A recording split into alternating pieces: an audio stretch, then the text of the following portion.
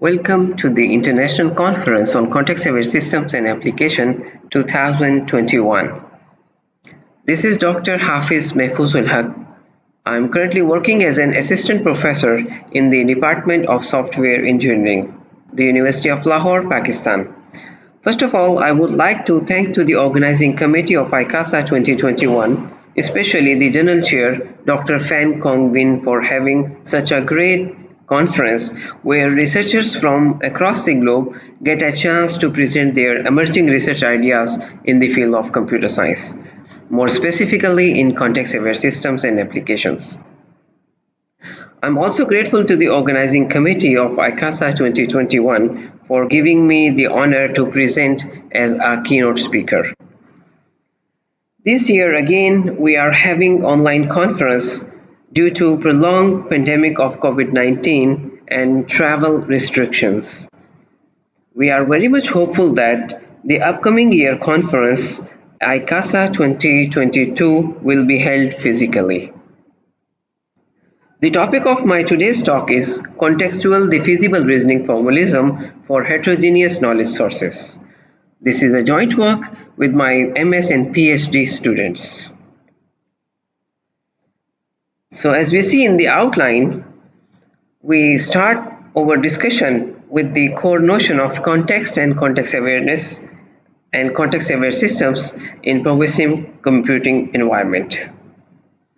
Context-aware systems and applications are often run in a highly decentralized and heterogeneous environments, so there is a need to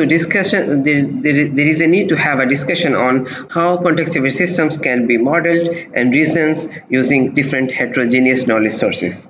Then we'll talk about contextual diffeasible reasoning formalisms to know how to deal with the inconsistency, how to deal with conflicting situations. Then we'll discuss briefly on context-aware e-health specialist and context-aware planner for cognitively impaired patients, and then we conclude this talk.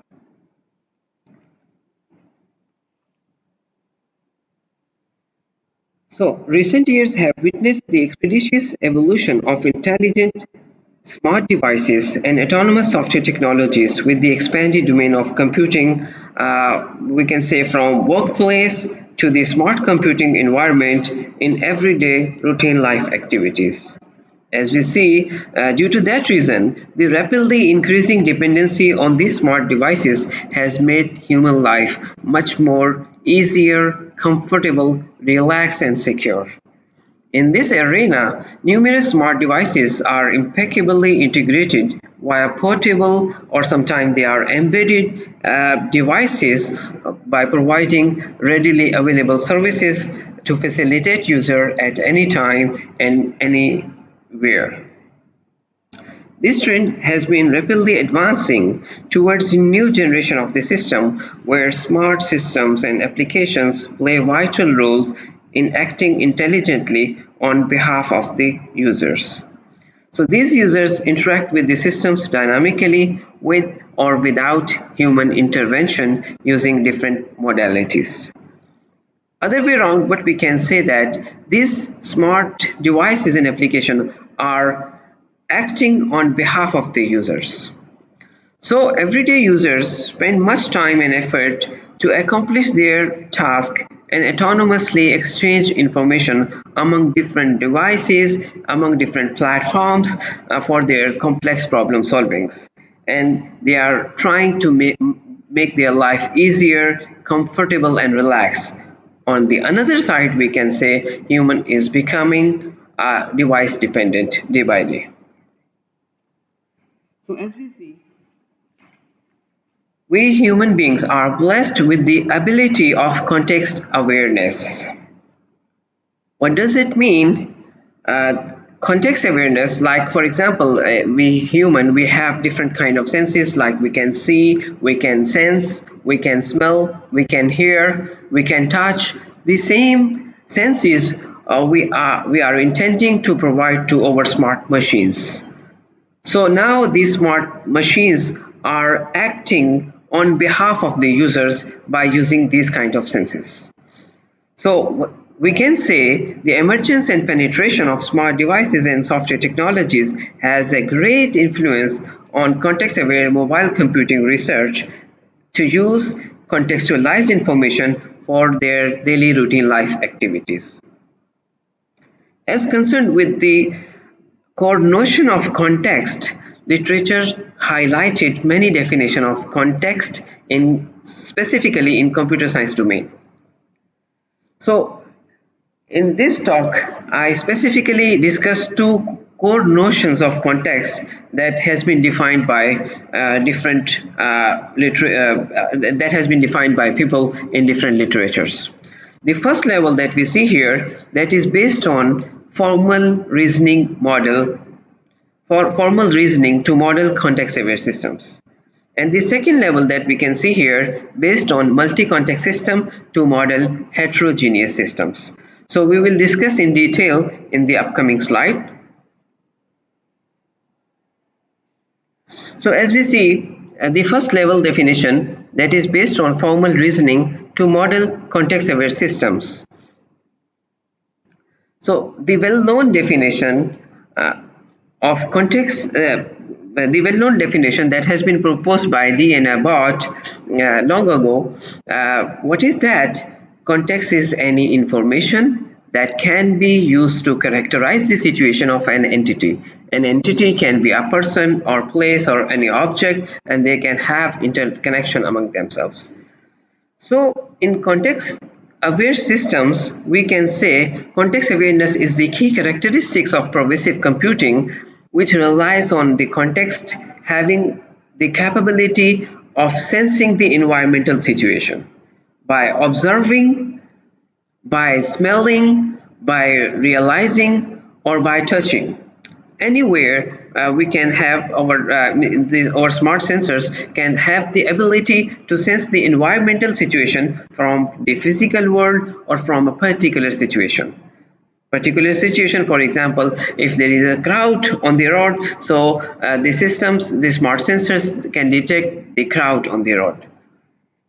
So either what kind of situation our smart sensors detect, they grab the situation, they trace the objects and users' behaviors, what they are doing.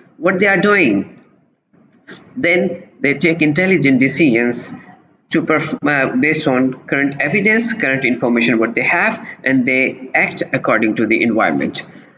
Just like we human beings. So sometimes, for example, we plan to have a specific task. So what we do, we get the information from the environment, from other person, from other object, and then based on the existing information, we take specific action. The same thing our smart devices intend to do here. So contextual definition has been classified in different forms. For example, as we see in the diagram, context, we can have different kind of context. We can see user context, device context, physical context. So when we talk about specifically the user context, here we can say the user identity or activity of the user, or we can say the preferences of the user. So these are specific objects of user context itself. They are classified as contextual information. When we talk about device context, so we can see, for example, device name, device speed, device specification, device quality. These are device contextual information. When we talk about physical environmental context, in the physical environmental context, we can see, for example, in the room environment, we can have a light, we can have fans, AC, air con, or we can have humidity sensors. So these are the smart sensors that can be modeled using contextual reasoning process.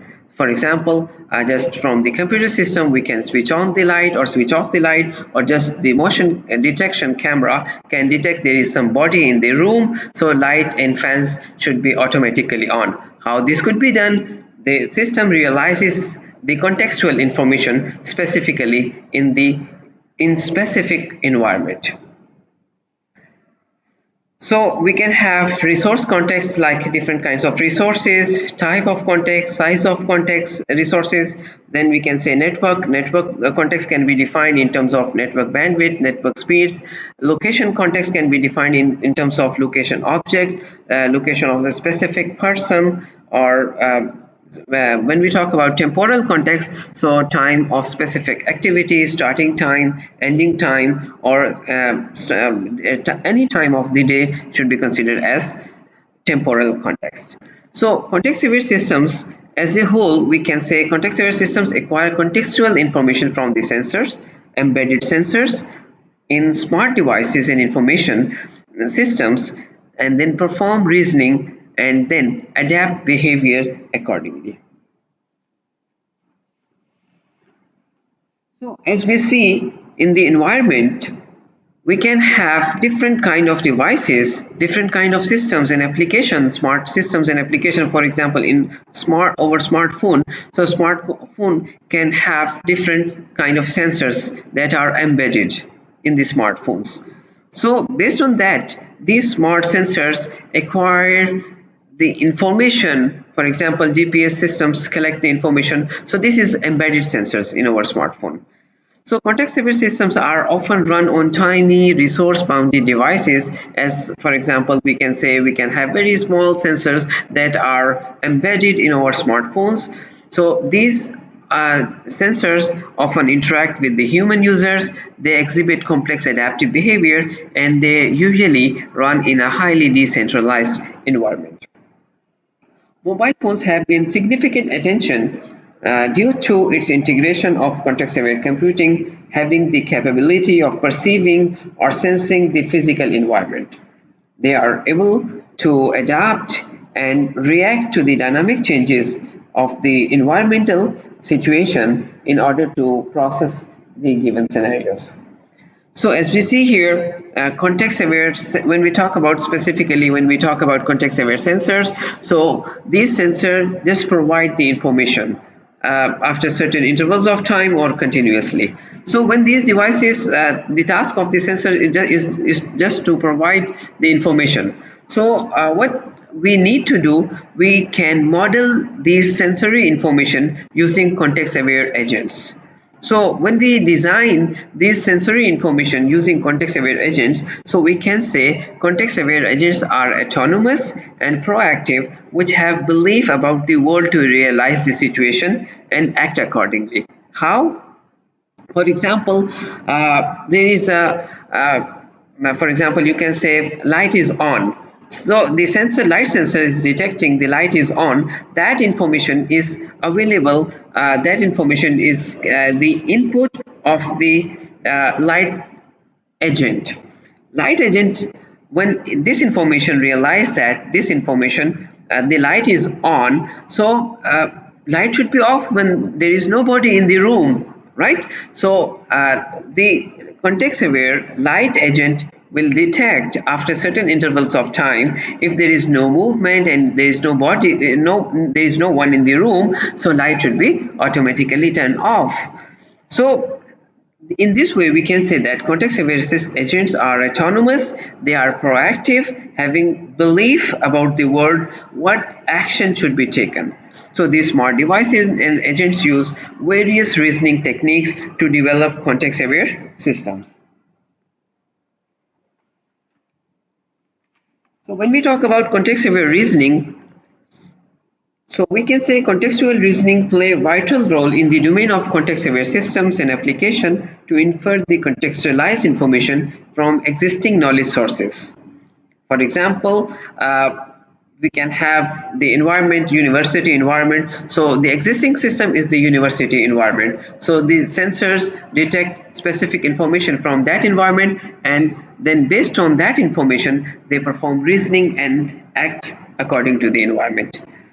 So if this environment changed to some other environment, definitely our systems are intelligent enough to detect and to analyze the situation and act according to the different environment. This system take decisions intelligently and interactively in the real-time environment. So Chen and Tolia, they define context-aware agents, as for example he mentioned, we humans are inherently context-aware agents. Like the human, we can think, we can see, we can sense, we can change the mind based on current observation. The same thing current context-aware agents can do. So as a result, when these smart devices runs in a highly decentralized environment using tiny resource-bounded devices, so we need to ensure the system's correctness properties in terms of response time, communication, and system's proper termination process. In addition, the system also need to ensure the system's qualitative as well as quantitative properties of the systems. So contextualizing heterogeneous knowledge sources, now we are moving towards second notion of context, that is based on multi-context systems to model heterogeneous systems. So context-aware systems and applications have gained significant attention in mobile and pervasive computing paradigms to model heterogeneous knowledge sources. As I discussed earlier, context-aware systems and applications are often run in a highly decentralized environment. That's why we need to focus on different heterogeneous domains. So in real context-aware deployment setting, a coalition of heterogeneous domains often require to mutually exchange or share contextual information while preserving the identity and independence of each specialized domains. For example, this is a practical scenario as we can see here. When we talk about specialized domains, so let's take an example of university management system, hospital management systems, and third partner we can say insurance company. So university management system, it has its own set of criteria. For example, university enrollment system, university student management systems, and they can have their staff management system, etc., library management systems. And when we talk about hospitals, so in the hospital we can have, for example, patient care systems, doctor management systems, etc., these kind of systems here. When we talk or specifically discuss on the insurance company, they can have their own set of plans and activities to execute their systems. So as we see, there are three partners like university, hospital, and insurance company. So they are among themselves interacting. How? For example, a university employee, he or she might have to take some medicine or need some medical assistance from the hospital. So a university employee visit to hospital. So in the hospital, when he is diagnosed by the doctor, that fee is paid by his insurance company. So what we can say here, university, hospital, and insurance company, they are standalone bodies. They are having their own identity and they are working individually, their own independent works. But when we talk about the insurance of the employee of the university, so at that time we can say that three contexts, for example, three different domains are interacting among themselves based on common communication mechanisms, or we can say agreed plan. For example, a university employee will get insurance from the insurance company, and that insurance company will pay to hospital on behalf of the patient. So this is a triangle that we can see here. So considering these three domains, university, hospital, and insurance company, we consider each domain as a single context. So we will discuss a bit details in the next slide. So this needs different modeling approaches to share, exchange heterogeneous contextual information, considering more than one domain, using the notion of multi-context system, distributed description logic, and multiple ontologies. So the notion of multi-context system has been used for interlinking different knowledge sources in order to enhance the expressive capabilities of heterogeneous systems. As I mentioned earlier, like the university, hospital, and insurance company, these are three standalone bodies. How they interconnect, how they interlink different contextual information using the notion of multi-context systems. It could be one of the solution. So a multi-context system includes a set of context and a set of inference rules that allows information to flow among different contexts. So in multi-context system, each context is defined as a self-contained knowledge source which includes a set of axioms and inference rules to model the systems and perform reasoning. So there is another approach, we call it distributed description logic. Basically, description logic is also a formal representation to model a complete domain. So this can be represented in the logical format, in the logical pattern. So we can say that distributed description logic is a formal logical framework which combines different description logics knowledge bases to express heterogeneous information. So DDL is specifically designed to formalize multiple ontologies interconnected by semantic mappings. Here we use the term multiple ontologies. Why? Because when we talk about context modeling, so in context modeling we can have different approaches. In context aware computing, people have specified different context modeling approaches. For example, key value, markup scheme models, logic based modeling, object oriented modeling, and ontology based modeling. Among others,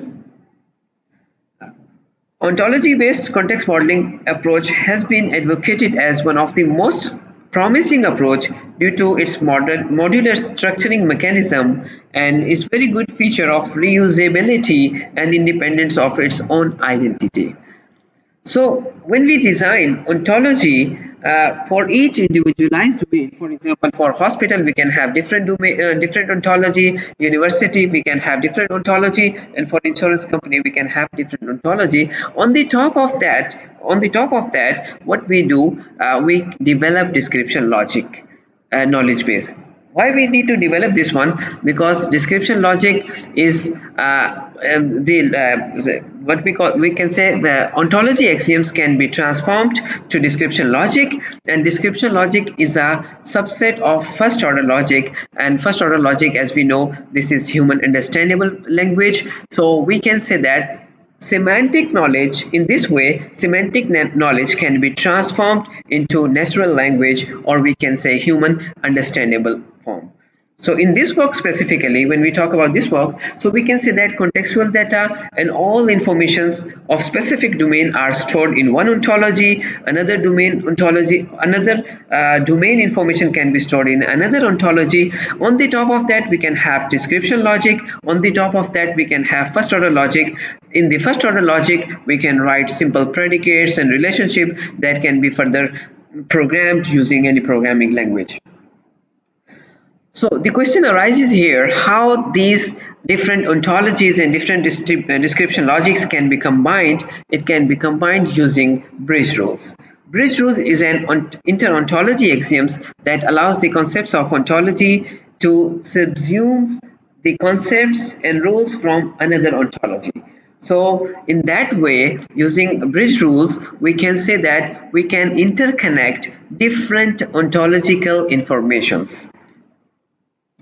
So this is we already have discussed all these details here.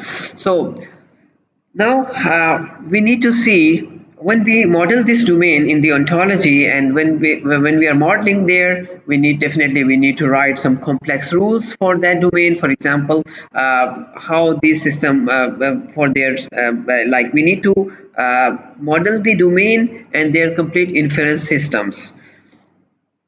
So specifically, when we talk about inference systems, so we need to see how context-aware systems can perform reasoning. So as I mentioned earlier, that contextual reasoning plays vital role in the domain of context-aware systems to infer the contextualized information using existing knowledge sources to take decisions intelligently. So when we say using existing knowledge, So we can say how the system perform reasoning. So in general, we can have two types of reasoning. We call it monotonic reasoning and non-monotonic reasoning. Monotonic reasoning is very simple. That are these kind of reasoning are interpreted in a classical pattern. For example, these we can have specified rules that are interpreted in a classical way. When we talk about non-monotonic reasoning, so once you prove something is true, it can be negated based on contrary evidence. So non-monotonic reasoning specifically designed to provide the conflicting situation to that non-monotonic reasoning is basically provided to show how we can deal with the conflicting information or contradictory information. For example, a patient situation at the moment is very serious. So just after 5 minutes, again, we have to see the patient scenario. Might be it become more serious, or might be possible that it becomes less serious. So how this could be done? This kind of reasoning that rapidly changing. So this could be done using non-monotonic reasoning. So diffeasible reasoning has been considered as one of the most successful sub-area of non-monotonic reasoning to deal with inconsistent and incomplete information due to low computational complexity and its focus on implementability. This is the major reason of choosing diffeasible reasoning here. So in non-monotonic reasoning, we can have different kind of reasoning. For example, default reasoning and many other reasoning mechanism there. But we opted diffeasible reasoning here just because of its low computational complexity and its focus on implementability. In addition, it provides contextualize information to model heterogeneous systems. It provides the facility on that. So it is a simple rule-based technique that supports priorities among the rules to resolve conflicts here. So we can see CDL, like in contextual diffeasible reasoning, or we call it CDL, it consists of a set of rules like strict rules and diffeasible rules and defeater rules, right? So we can have set of strict rules and diffeasible rules. These are interpreted or we call it, they perform reasoning locally. Locally means, what does it mean? For example, if diffeasible reasoning applied at hospital systems, so they can have their strict rules for their classical interpretations, and they can have diffeasible rules for their to deal with the how to deal with the conflicting information. But in the same pattern, these diffeasible reasoning can be applied to insurance company and the university systems. But the thing here, if these three standalone bodies would like to connect among themselves, how they can using mapping rules. So diffeasible reasoning provide mapping rules that are constructed to model heterogeneous knowledge sources. So using that, mapping rules provide association of local contextual information with foreign contextual information. That means at one end we can have for example, the university system, they can have their own mapping rules, but they incorporate insurance company and hospital within their mapping rules. So they come up with the agreed plan. So in the next slide, we talk about specifically the work that is context-aware health, e-health specialist. So basically, the core intention of developing this work is to help elderly people or the patients who are bedridden.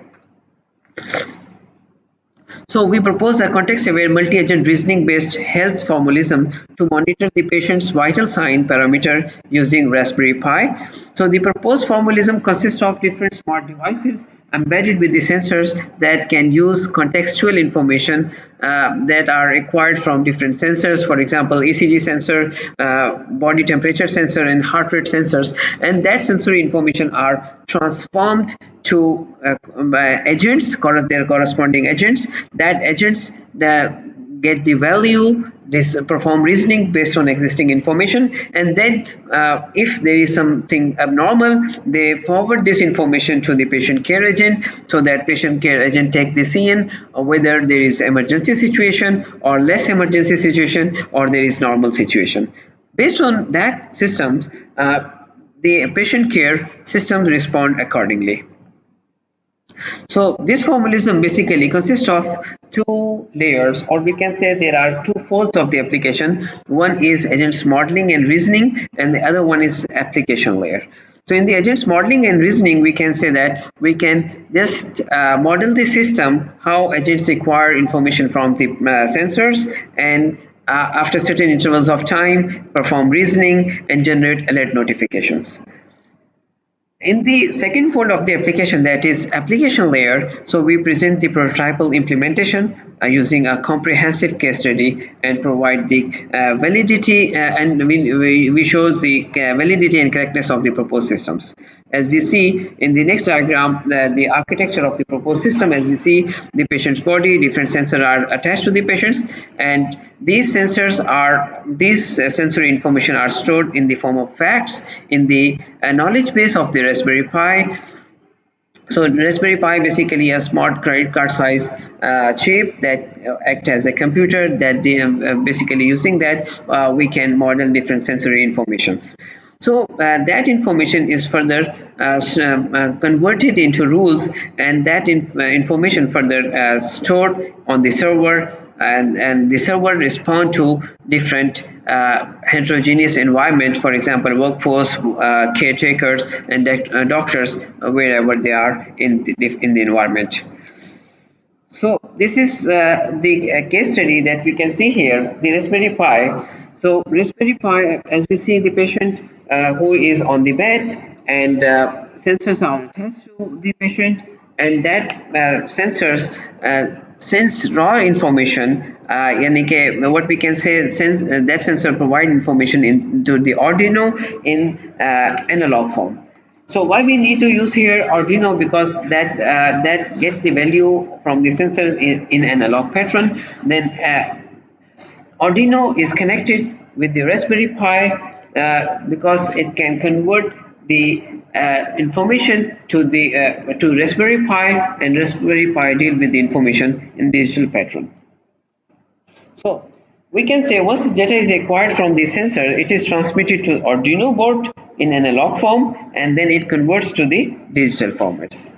So as we see in the diagram, we can have MQTT protocol, we can have InfluxDB and Grafana. So the core purpose of using them, MQTT broker basically is an open source application software. So it can be used, it is basically installed on the Raspberry Pi first, and then it can be used to transfer data to InfluxDB. And InfluxDB basically is a time series and open source database. When Grafana is while we can say the Grafana is a general purpose open source dashboard that or we can say a graph composer that is used to represent the outcomes of these sensory informations. So as we can see here, in the device, we can see here, for example, there is this is a prototypal implementation. At the beginning, we can say there is no, the line is straight of ECG because the sensors are not attached to the patient. When these are attached, so you can see the ups and down lines, and here we can see the output in using Grafana. So we also tested this case study on different different groups and of different ages. So we can say the first group with the age of 25 to 40, the second group with the age of 46 to 80, that is male, and the second group is 46 to 80 is the same with the females, and the third group that is with the stress employees. And then we can see here we also tested it for the children and teenagers. So we can see, as we see in the table, heart rate sensors, we are getting heart rate manual sensors, manual information, and the variation rate. In a similar pattern, we can see body temperature sensors and body temperature manual value and variation rate. So we can see here the first value, that is 103, and using sensors. The second one is 111, that is using the manually, that is obtained manually. So the variation rate is 0.08. So in the same pattern, we can see body temperature sensor detected the temperature at 98 degrees Celsius. So manually it is known as 98.6. So there is a 0.06 variations. So as we can see, the variation rate here 0.03, 0.04, 0.04, and 0.07 for different class of groups, and the same variation we can see here in this one. So the graph of the heart rate and temperature is given below. So the next work is on context-aware planner for cognitively impaired patients. This work basically specifically designed for the cognitively impaired patients who usually forgets to usually forgets their daily routine life activities. For example, a patient who has to take medicine at 8 p.m. in the evening, but he or she often forgets. So this is a sort of auto reminder systems that will remind the person to take specific action at specific time whenever needed. So this case study has been designed for the people who normally face difficulty in reaching their activity on daily basis. The system would assist the patients in planning and managing their routine life activities. So this formalism consists of basically three layers. There is sensors layer, semantic layer, and reasoning layer. So this on this sensor layer, in the sensor layer, we can have different sensors that are embedded in the smartphone of the user, and we can have some other sensors that are connected using a smartphone or smart device. So that sensor provide information. We assume this sensor provide the raw information to context aware agents that can be modeled in the ontology. So when we model the ontology in the semantic layer, so what should be done here? Initially, we completely model this domain in the ontology. Then after that, we test this case study using Hermit reasoner to check the consistency and correctness of the systems. Later on, we executed SparkQL queries to test whether whether the user's activities are fulfilling according to the requirements or not. In the reasoning layer, context-aware agents collaboratively plan activities to infer the desired results and notify the patients to take appropriate actions accordingly. So we can say in general, the system consists of context-aware agents like social agent, food agent, medical agents, or we can say exercise agent, that different agents that remind the person what action should be taken. For example, there is exercise time, so auto reminder system, this planner will remind the person, now this is the exercise time, so you should proceed with the exercise. So as we can see in this table, a person is a Bob. We have considered a case study of the person Bob who planned his activities on every Sunday morning. So on each Sunday, he planned the activities of all week. So on one Sunday, he planned all his activities like wedding ceremony, TV serial, birthday party, tour, cricket match, and tour on different days and timings, etc. So sometime what happened? Sometime an activity might be changed, or activity time might be changed, or activity might be cancelled, or sometime there is a chance a new activity should be added, or sometime there is a possibility that one activity should be replaced with another one. So how it could be done? It can be done using contextual refeasible reasoning. In contextual defeasible reasoning, we have the option of priority. So using that, we can set and prioritize the task. One thing important to mention here, expected travel time. Basically, when Bob has different activities at different locations, so it might be possible that different activities are on different locations. So there is a need to check the expected travel time from one activity. For example, one activity that is ending at 10 a.m. So the next activity should start at 10:30. So we need to calculate the distance from activity that is ending at 10 and new activity that is starting at 10:30. So we need to calculate the total distance. If there is more than that distance, for example 40 minutes, let's say, so in that case Bob should get a reminder to reschedule this activity because the travel time is more than that.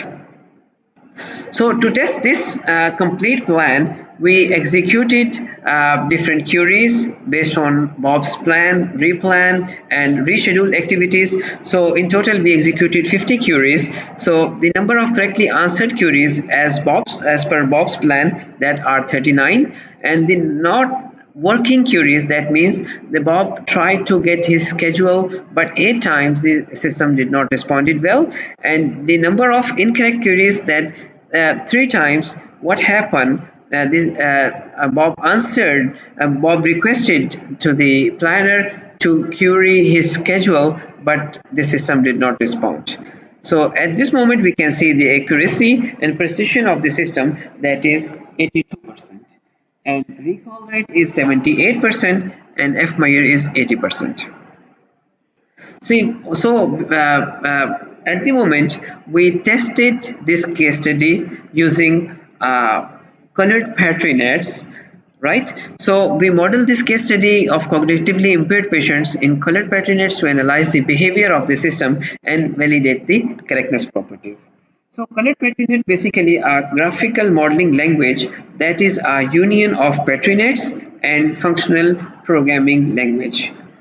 So colored patronate, or sometimes we call it CPN, it can be used to model the simulated and verified model domains. We can model the domains to simulate the behavior and verify the system's execution pattern. We need to explore, we need to analyze the state space and invariant analysis. CPN also allows the properties such as absence of deadlock, or we can see in the CPN model we can have different sets like transitions. We can have different tokens when tokens are assigned to the persons or a specific activity. So as we see in the diagram, on the top of that we can have 3 core activities. So we can say that when we formally model check and verify the correctness properties of the system, so for this we initially model the user's activities in this plan.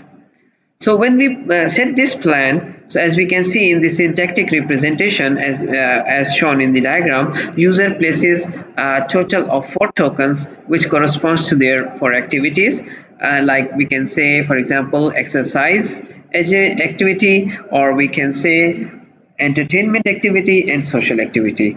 Entertainment, act means exercise activity, and S represent the social activities. So we can see at token 1 we can have 1 exercise activity. We can see in this week the person Bob having 2 social activities and 1 entertainment activity. So this is a planner that generates his plan as per token according to the priority level. So as the user receives the activity request from as the system receives the activity request from the user, so as user chooses the corresponding contextual agent plan activities. Then users also sometimes there is a need to communicate with different agents. So for that purpose, user agent uses special communication primitives, as we can see here, tell by exe2a, or we can say ask2 exercise agent a. So these are the communication primitives to exchange the contextual information among different agents, and firing rule of instances and the system transitions. So in this slide, we can see the system correctness properties. So to validate the CPN model, or we can say CPN multi-agent communication model, we use state space tool to analyze the behavior and correctness properties such as boundedness, liveness, and fairness properties. So as we see in these states, a total number of 3,645 nodes that have been visited during these transitions, and 12,312 arcs that we can see. So it is strongly connect. These systems are can have these systems are connected with the strong connected graphs. So as we see in the diagram, like we can see verification of liveness properties implies the absence of deadlock. As we can see the dead marking at diagram C here, 3645, and boundedness in the model checking is also used to find the bugs in the system designs. So we also verified the systems using to check the validity of the systems, and we realized that the systems that Bob planned to generate for the whole week, so it is working as per guidelines. So we conclude this talk. So in this talk, basically we discuss how context-aware systems can be modeled in heterogeneous environment, and how to face different kind of challenges and how these challenges can be modeled. So these challenges in heterogeneous environment, for example, the imperfect nature of context that can cause inconsistency, incompleteness, and contradictory information, conflicting information that we can see. So there could be one solution that we can say using bridge rules or mapping rules that can be interpreted using contextual diffeasible reasoning. As I mentioned earlier, in non-monotonic reasoning, it is advocated as one of the most promising languages due to its low computational complexity. And it's easier. It's a simple rule-based reasoning technique that is more efficient than other techniques. So considering that it has low computational complexity, so that is easier to implement in the heterogeneous environment. So this is the end of my today's talk. This is the time for question and answer session. I may be contacted at the following email addresses if needed. That's all from my side. Thank you very much. At the end, I would like to thank to the organizing committee once again for providing me the opportunity of this talk. Hope to see you in the upcoming conference physically. Thank you very much.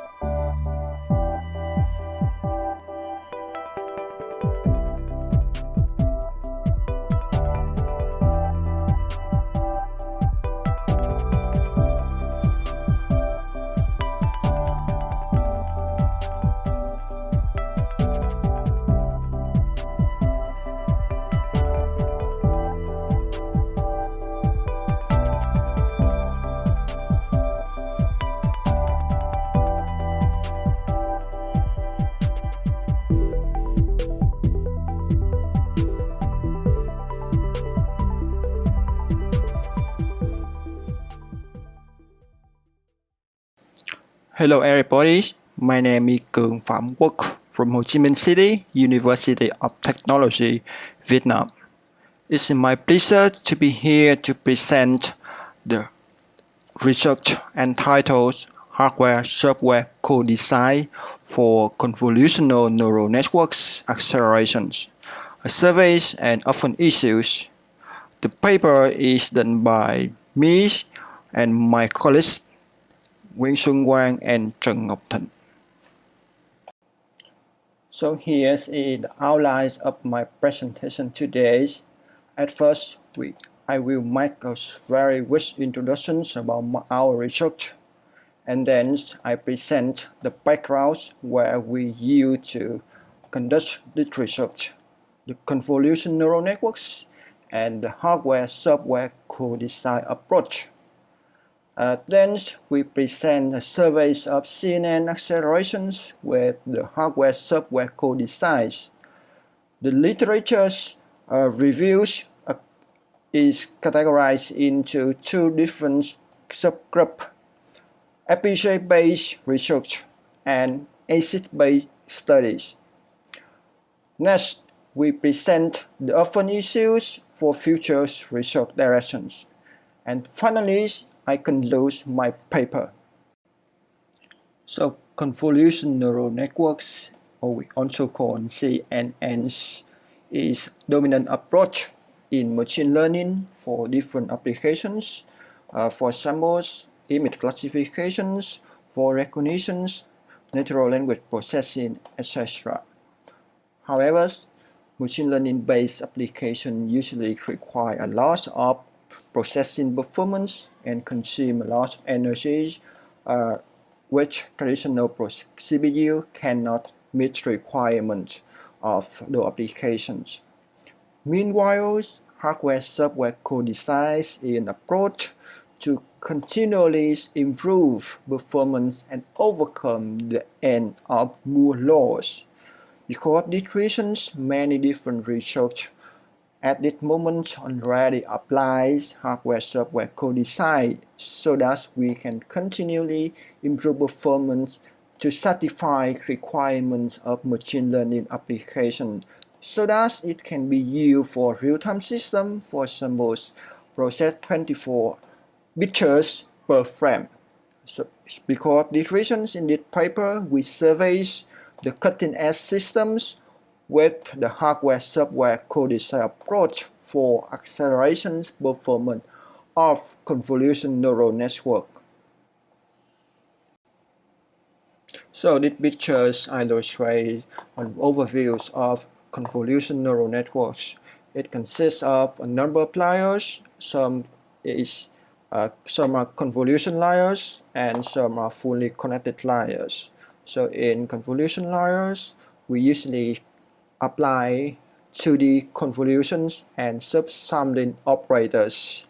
Meanwhile, in fully connected layers, we usually apply traditional neural networks with different features so that we can classify the input to output. So this picture shows the hardware-software co-design flows.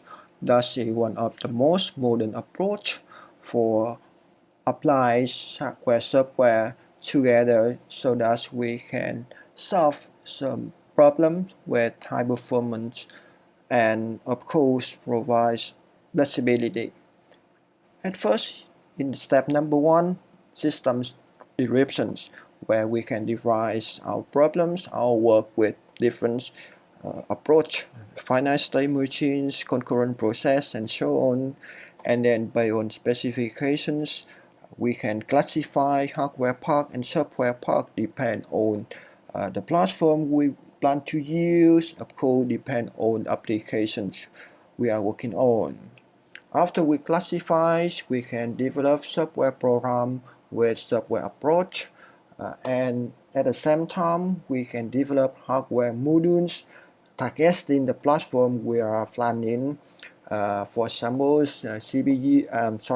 ASIC or FPGA, and then software functions can be compiled and executed in the platform Meanwhile, hardware modules are rarely defined by hardware description language or high-level synthesis tool. Now they are synthesized so that we can configure the target platform or we can make some chip with ASIC technology. Finally, we combine hardware and software parts together in the final step called system integrations and simulation to really execute the application and really solve the problem we face we define at the first step. So now we present our surveys on FPGA-based acceleration for CNNs. So at first, the picture right here shows you an overview architectures of FPGA accelerations, in which we have a hot processors. It can be traditional general purpose processors. It also can be embedded processor like ARM-based or Apple processors, Samsung processors. To support the processing of the hot processors, we have some IP core developed in the FPGA fabric. We call the programmable logic. So those processing elements, IP core, functions accelerator core to improve the processing abilities, capacities of the host CPUs. The host CPUs and the programmable logic can communicate together via a communication infrastructure. So one of the most advantages of FPGA-based acceleration is the flexibility. We can configure the processing elements in accelerator core so that they can do many different functionality. And of course, you see, we can deploy a number of processing elements, so it's very highly parallelism. However, one of the most drawback of FPGA-based acceleration is low frequency, because the working frequencies of FPGA usually is lower than ASIC one.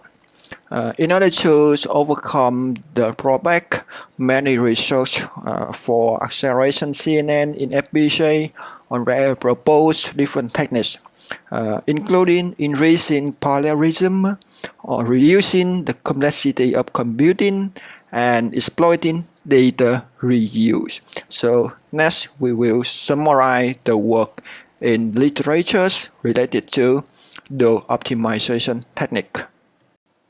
So at first, on the top left the chart, it shows working frequencies and performance efficiencies in terms of giga floating point operations per watt of research following the increase in parallelism techniques. There are 9 different research reports in the literatures. You see, because more and more computing core are adding into FPGA fabric. So you see, the working frequency is usually not very high. It also offers reasonable performance efficiencies when at maximum it can be more than 70 giga operations per watt. Right? On the right hand side at top, we have a summary of exploiting data reuse techniques. There are 7 different research studies in the literatures. So in this approach, we try to keep the data in processing core as long as possible so that we can reduce the data communication overhead. And of course, with data overhead reductions, we can improve performance of entire system. However, compared to increasing parallelism, the performance efficiency of the approach are not as good as the previous one. However, this approach is very simple to do, very simple to implement. And the last one, the bottom chart. You see many different studies in the literatures focus on reducing the complexity of the CNN. For example, they can use binary neural networks instead of floating point one. So many different approach, and of course they offer a very high performance. For example, the work from most offer more than 800 performance efficiency in terms of gigaflop per watt. Of course, very high frequency working frequencies because they optimize, they reduce a loss of hardware resource by reducing the complexity of the computing cores. So in the second group of accelerations, we have our ASIC base compared to FPGAs. You see, ASIC can offer very high working frequency. However, of course, it is not really flexible and depend on application. After we making chip with ASIC approach, ASIC techniques, we can also configure the chip for all the application. However, ASIC can offer us very huge, very high performance compared to FPGA due to working frequency and due to many supporting of many library. In power consumption, it also offers a good result than FPGA one. Right here we summarize 5 most well-known ASIC-based acceleration for CNN. Most of them use a little bit outdated techniques, 64 nanometer technologies. Currently we can use 10 nanometer technologies or even less 7 or 5 nanometer technology.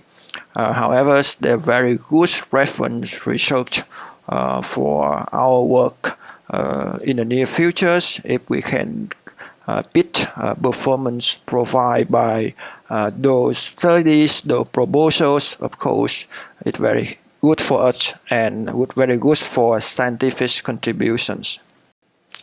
So here, after making a surveys of different proposals for accelerating CNNs by hardware-software co-design approach in the literatures, we recognize 5 different often issues that can be the future research directions. At first, low frequency. Of course, FPGA device offer very flexibilities. It suffers from low frequencies. One of the good approach to overcome this one is applying pipelines or using new FPGA architectures. Secondly, the design time. Usually, it takes longer time for building a hardware-software co-design system for CNNs compared to CPUs. Rapid processing units, it takes a very short time. To overcome these problems, we can use high-level synthesis, or we can apply design patterns to quickly produce the first prototype. The next often issues we can recognize is the low buffer size, because we depend on the memory offer from FPGA chip. To solve these problems, we can apply the memory hierarchy techniques with different levels. And of course, we can use distributed memories where we can use FPGA fabric as memory. The 4 often issues research direction we can find a data communication overhead. Of course, we can use higher performance communication infrastructure to transfer data between CPU, host processor, host CPU, and the FPGA processing elements faster, or we can apply hybrid interconnect so that we can exploit different techniques to improve performance. And finally, the design space exploration also often issues can be used for future research. In this approach, we should have more and more tools, and of course, designers should have more knowledge about hardware, software, co-design, and CNNs as well. So this picture we summarize the difficulty levels of the 5 open issues, in which you see the most important thing and the most difficult things is design by explorations. Meanwhile, design time is the simplest one. Of course, we can solve it easily with the support of high levels level synthesis like the tool from Silence or Antaras, many different manufacturers. So now time for conclude my papers. In these papers, we introduce a survey of acceleration systems for CNNs. We mainly focus on FPGA1 because it attracts more researchers than ASIC due to its flexibilities and easy to develop. In FPGA-based accelerations, many researchers focus on reducing complexity. It is one of the most promising approaches to continually improve performance for machine learning applications. One of the good examples for reducing complexities is binary neural network, where we use binary numbers for neural network instead of floating point. So the last picture we want to show is the comparison of the 4 techniques we already mentioned with FPGA-based acceleration for CNNs. Of course, you see the reducing complexity offers higher performance compared to the others, and of course, higher frequency. Okay, that's the end of our presentations. We would like to thank you all for your attention, and we welcome all questions as well as comment remarks.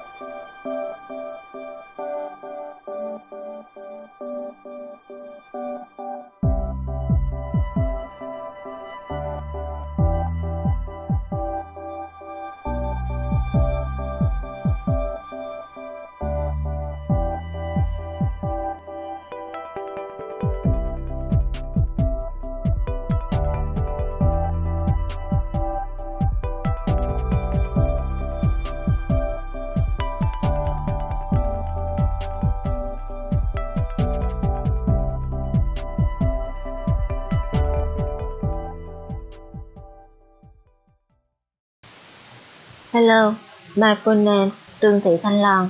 I'm from Vĩnh Long City, Vietnam. I would like to represent the other group that includes Quỳnh Xuân Hiệp and Nguyễn Thanh Hải from College of Information and Communication Technology, Cần Thơ University, Cần Thơ, Vietnam, and Phan Anh Cang from Faculty of Information Technology, Vĩnh Long University of Technology Education, Vĩnh Long, Vietnam. I present the content of the article with the title Image, Segmentation and Transfer Learning Approach for Screen Classification. In this study, we will follow a method for classifying screen lesions using transfer learning. We perform the prediction task on a public international screen imaging collaboration ISIC 2019 dataset. I have divided my presentation into five main parts: introduction, classification with transfer learning, processing, experience, solution. First of all, I will talk about introduction. Screening and early diagnosing are decisive issues to the effectiveness of treatment for patients, especially cancer. Modern medicine has researched and applied many methods to help early diagnosis with high accuracy. In which diagnosis imaging plays an important role. However, understanding and applying imaging techniques for screening are not easy. Doctors will depend on age, sex, personal history, and family history to help the screening and precisely diagnose the disease. Image classification is essential in the medical to determine the blood levels of that image. The order in reference 1 proposes a new blood local machine estimate classification model with a sparse representation based on a subcategory. The order in reference 2 proposes a new prediction model that classifies skin lesions into benign and malignant lesions using convolutional neural network with novel regular results. The order in reference 3 proposes a fully automatic calculation method for skin lesion classification using optimized diffusion per manifold technique CNN and some attraction level. However, medical imaging presents not only blood differences but also similarities among lasers in object space. This affects the accuracy of the classification. Some skin lesions resemble melanoma. Tumor develop when cells reproduce too quickly. It can be seen or pale.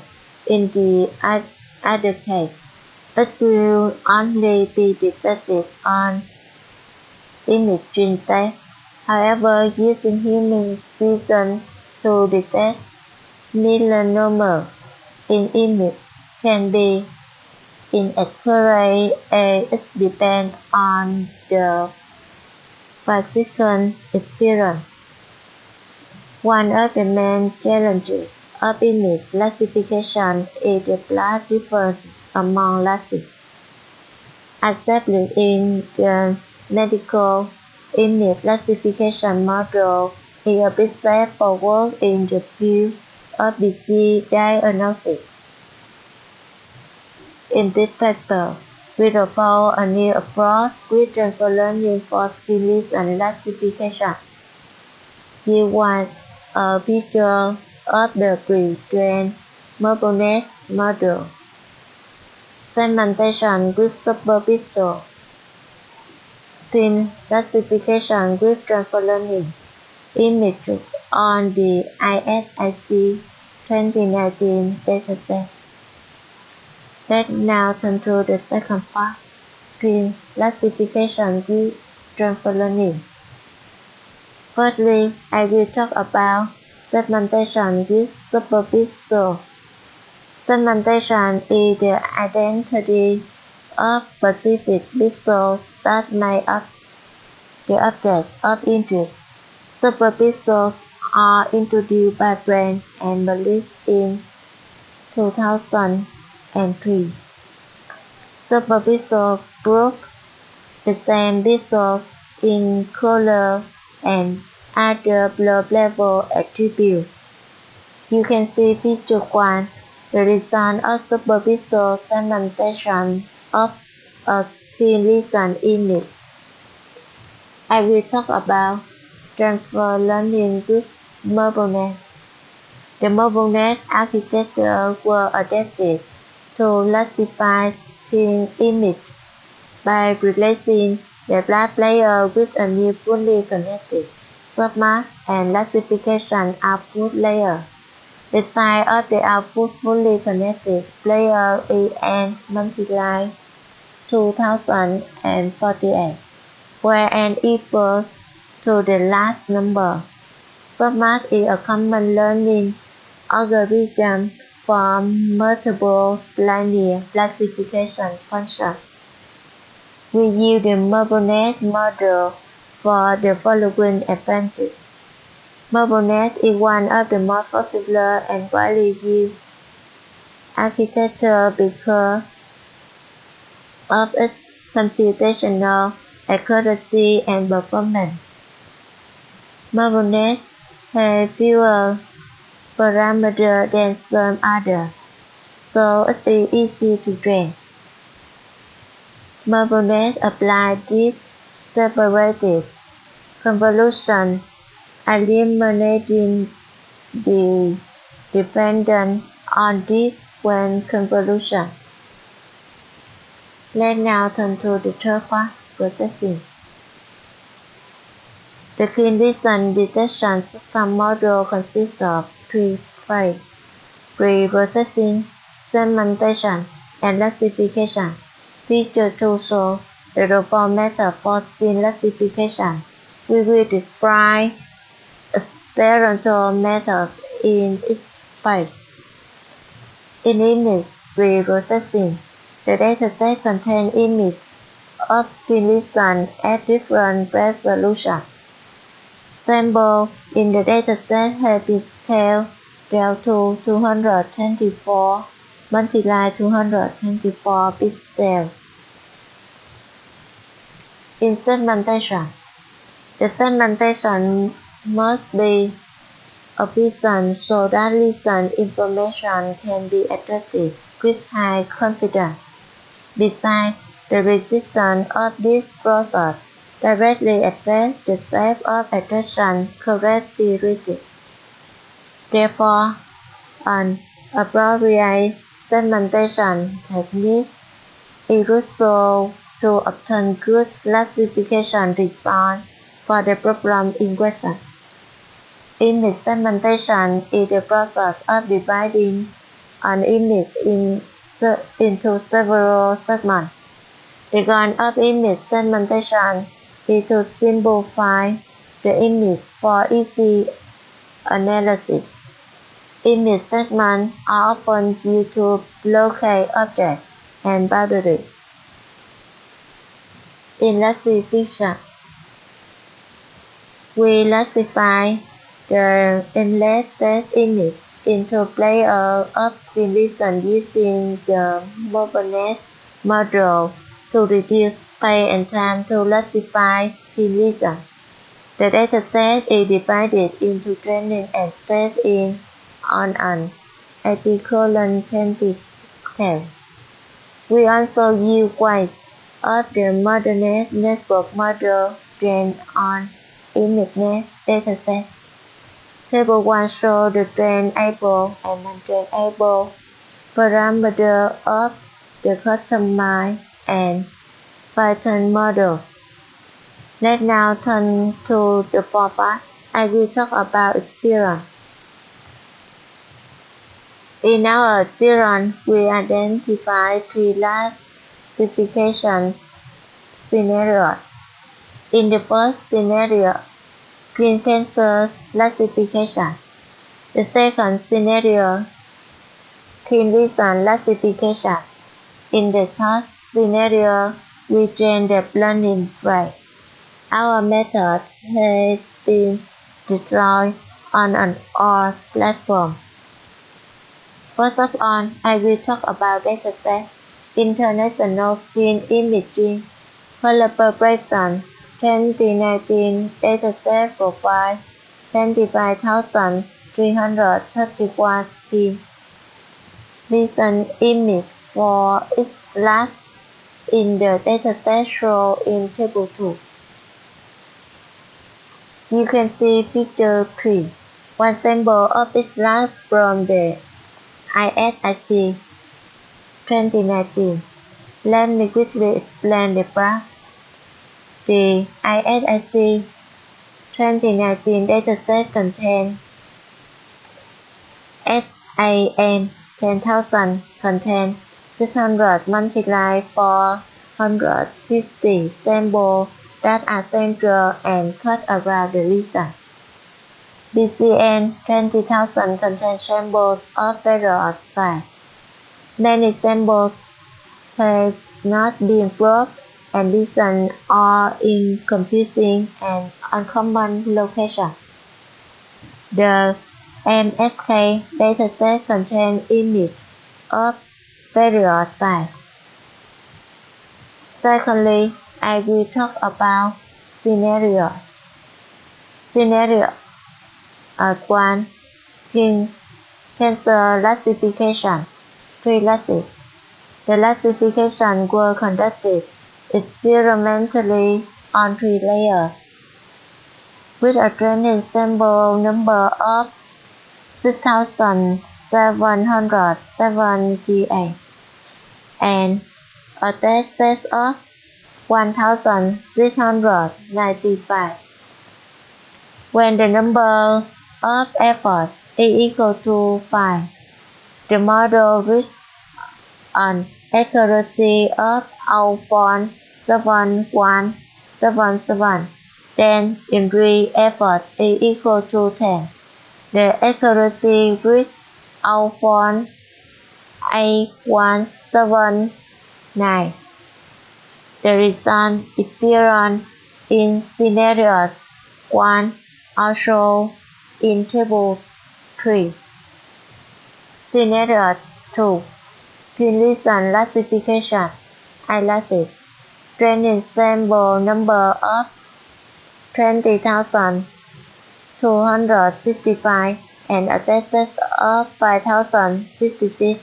The number of efforts is 10, 20, and 40. Experimental results of unconsidered scenario 2 are present in the Table 4. Scenario 3. Training learning rate. This scenario is designed to compare the effect of training the learning rate in the classification problem. We conduct experiment 1 to last with the same number of samples. A scenario 1 with effort is equal to 5. Then experiment on analysis with a dataset A scenario 2 and number effort is equal to 10. The result appears in scenario 3 also in Table 5. When we train the learning rate, the classification result in 3. I will talk about discussion. The efficiency of reinforcement learning in multi-layer CNN architecture with the MobileNet model is verified on a total of 25,000 331 skin lesion image from the ISIC 2019. The classification distinct in the three lasses are on grade higher than the classification distinct in the eyelash. The factor that makes it difficult for the classification, the similarity of the skin lesion, the uneven distribution of data among lashes. Several images in the dataset are considered too homogeneous. The yield of murmurness in the classification of skin lesions to exist position in medical imaging tasks have improved. Classification systems often require much time in training and need the hardware to have a GPU graphics core. Let's now turn to the last part. I will talk about conclusion. Conclusion.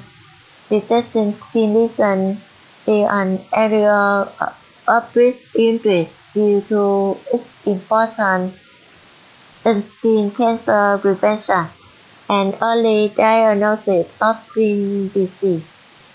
Learn the characteristics of different skin lesion types from the ISIC 2019 dataset. Apply the approximation thickness based on superficial to generate the Pleasant segmentation of the skin image. Graph transfer learning techniques and perform transfer learning under three scenarios based on the Murphy network model to predict skin image experiential results, so that using transfer learning technology can help us train multi-type a CNN network with only a limited set of data and satisfactory results. For image classification problems with small training datasets, transfer learning is one of the first solutions to use.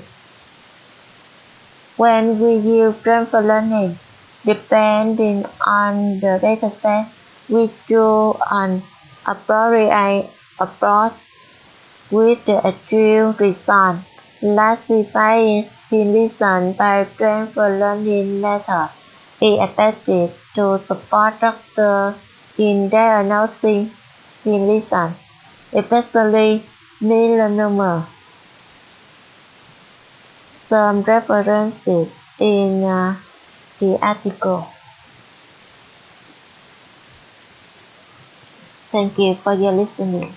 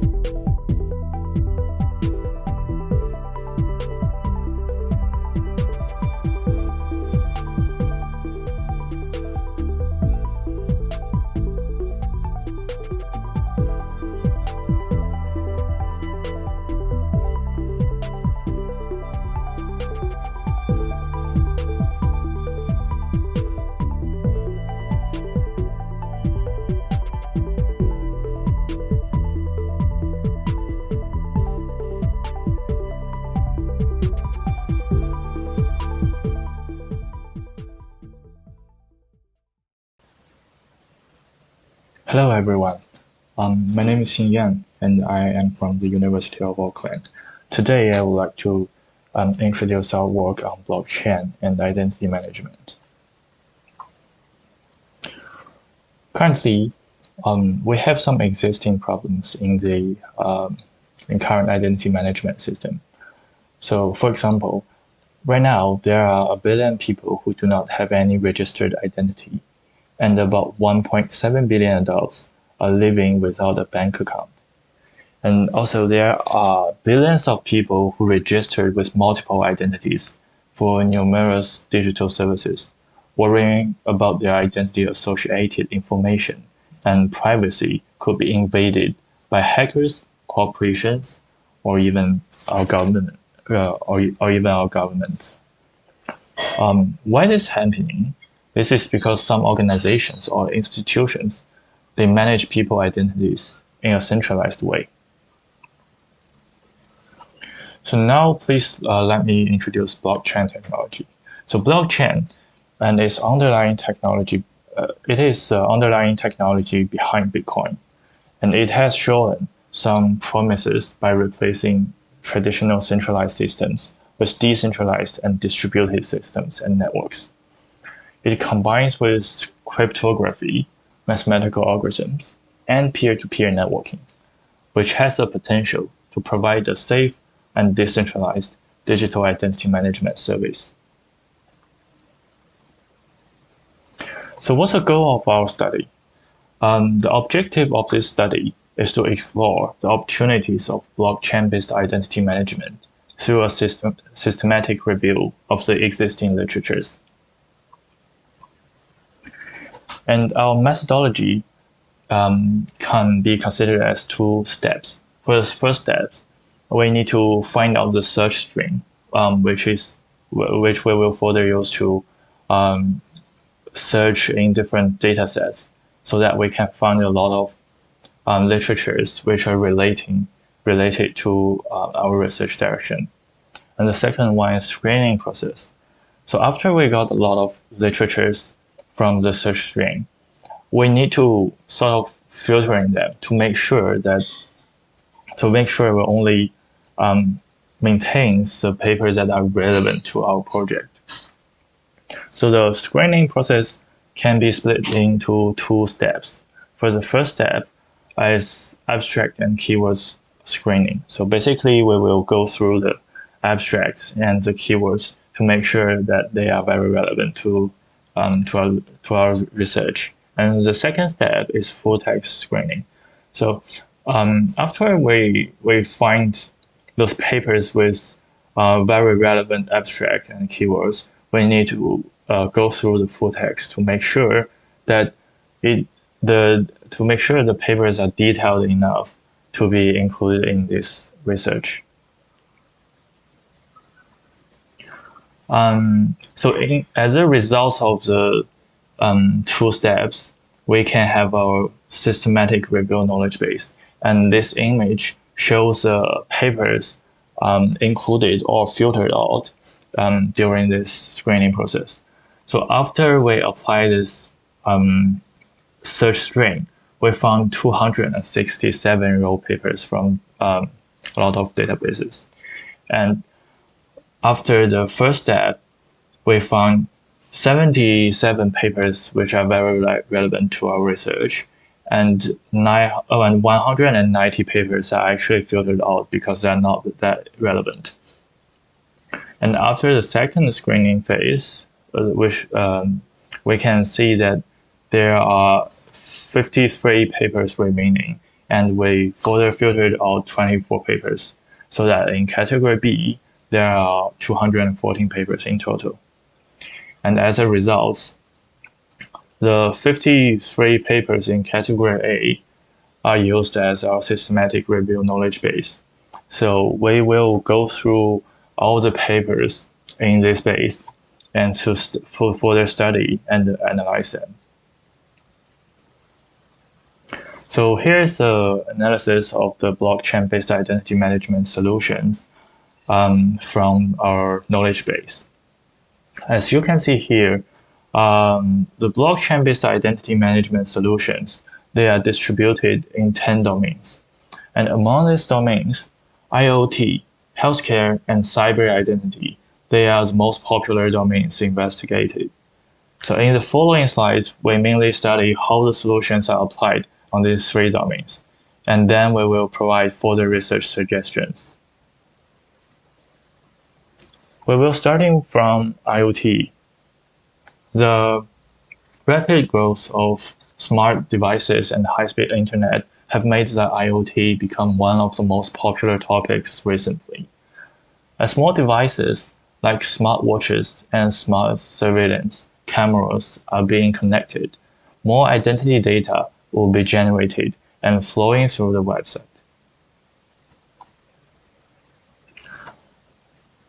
And it actually causes some problems. So a common structure or common architecture of an IoT system, it has smart devices collecting data in a distributed manner, and they report to a centralized cloud service through multiple network layers. However, this setting is vulnerable and susceptible to malicious attacks. For example, an attacker could pretend to be one of the smart devices, monitor the instructions from the centralized server, and probably steal the backup data. Additionally, the centralized server itself could also become a victim from the cyber attacks.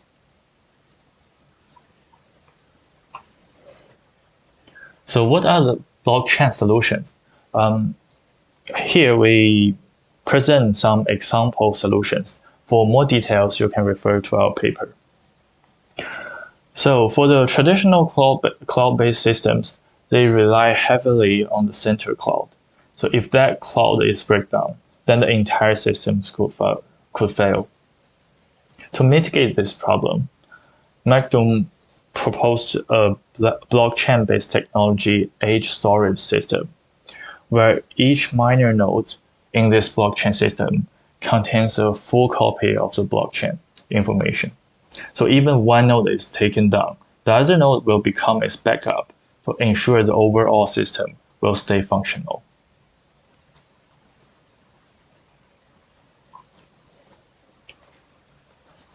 Blockchain technology, it involves a consensus protocol and smart contracts during the communication between the distributed nodes, which can achieve a rapid node-to-node authentication and data exchange without the needing of the center server. So this is actually discussed in Orden et al.'s research. However, so for the blockchain system, it also has some drawbacks. One drawback is that whenever there is an update on one node, all the other nodes needs to be updated simultaneously to make sure like the entire system is up to date. But this could result in a very large consensus time. To mitigate this problem, she developed a remote security module with a blockchain for IoT systems in vehicles, so that each node of this blockchain is stores the access control information and its current status. So do note here that in each node they do not contain all the informations. They only contains the key information such as the control information and current status, so that when it's doing the updating, it only updates this key information instead of the all the relevant information. So that the performance evaluation of their system shows a 97% success rate of updating their status with a confirmation time of 3 seconds on real vehicle. Now we shift to healthcare domain. So in this domain, there are two problems. So for the first one, is that health records and identities, they are often distributed among various third parties. For example, some hospitals or some clinics or even some insurance companies. But the problem is that they do not have the shared data repository. Like the data storage is actually distributed even for one single user. And the second problem is that personal health records, they are private and sensitive, and it is very important for the patients to be informed where, when, and who their health identities are stored, exchanged, or accessed.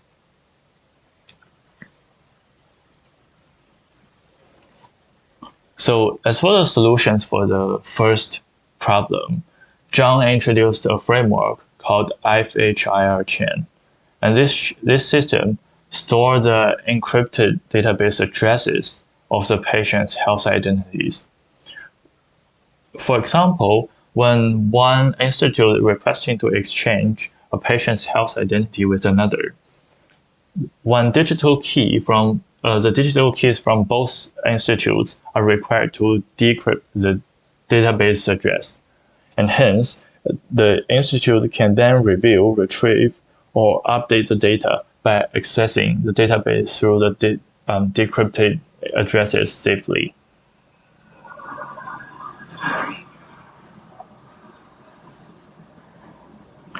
As for the second problem, Gordon Catlini proposed a blockchain-based solution which transformed the current institute-driven health identity management to patient-driven. For example, in a case where an institute needs the health identity of a patient for medical treatment, the institute will ask the patient for permission to access the data. The patient can choose to authorize the institute and give them a key to the other third parties' databases to access his entire health records and identities. The institute is only allowed to access, update, or transfer the health identity based on the level of permissions it has been given by the patient. So as you can see now, the identity management for healthcare is totally transformed from the institute-driven to patient-driven, because the patient is the one holding the key to his own health identity. Now we go to the domain of cyber identity. So cyber identity, I focus mainly on systems aiming to manage individual cyber identity. So the main problem here is how to design the identity management system so that the users can use their cyber identities in a more secure and convenient way.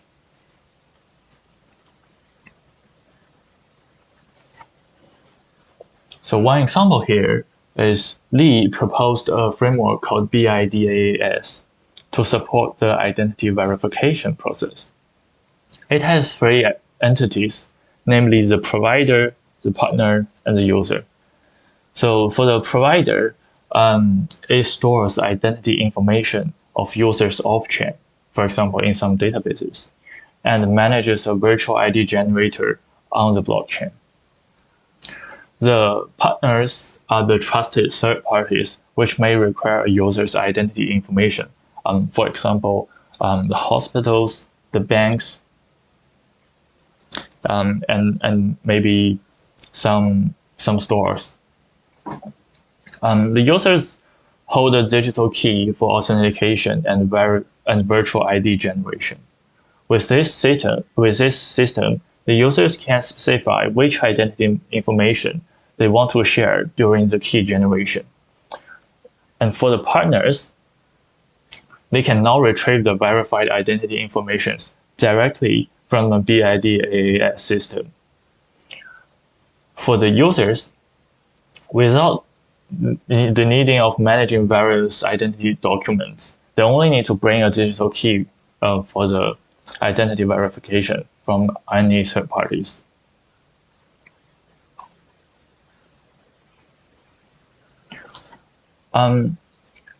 To conclude our analysis, the decentralized blockchain-based system has shown significant potentials in fast authentication, secure data exchange, and improved self-sovereignty with user identity. Unfortunately, as a potential solution to many identity management problems among different domains, blockchain-based identity management is still underexplored.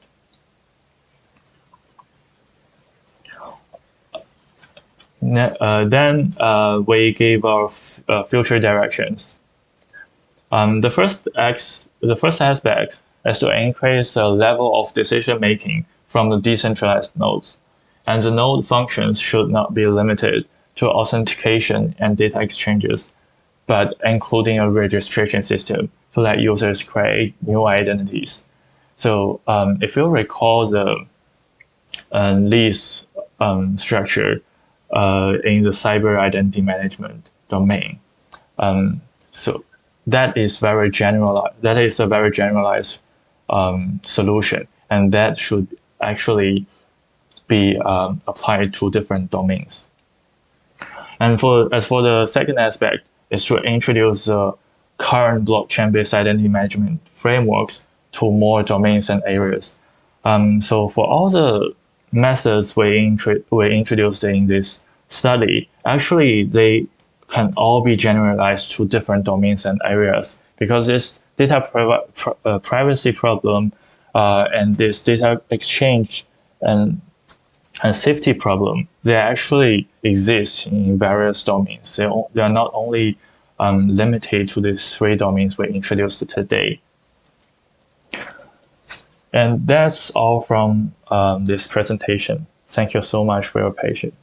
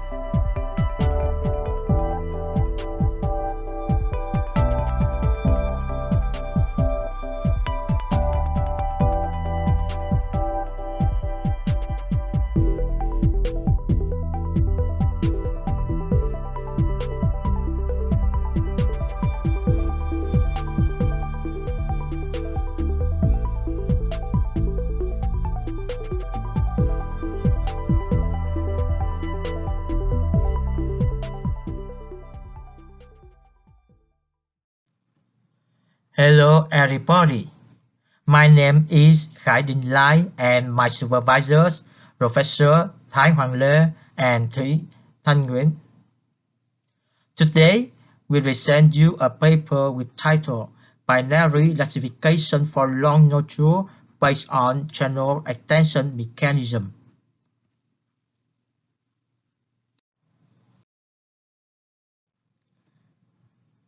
And this is outline presentation with 5 parts.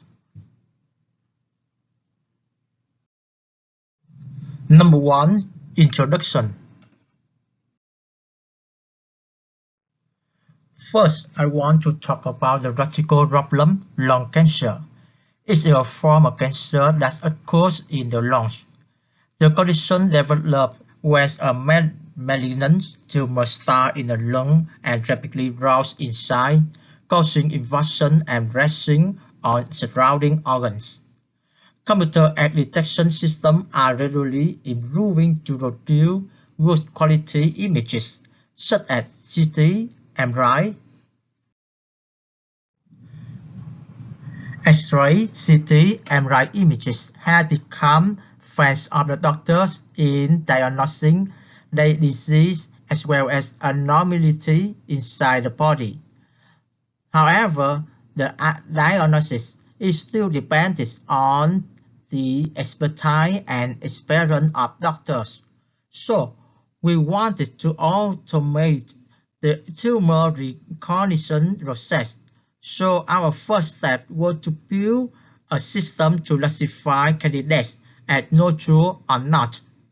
Starting from the CT image, we extract the small size image containing nodule candidates and classify them as negative or positive. So our purpose, the first, to build a nodule identification system for detecting pulmonary nodules in CT images.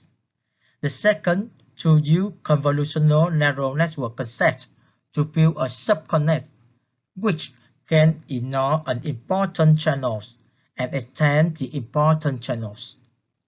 And the last, to suggest some techniques for imbalanced data problem. Some keywords we want to mention include nodule detection, deep learning, extension mechanism. Part 2. Methodology. Our method is related to the study of the extension mechanism.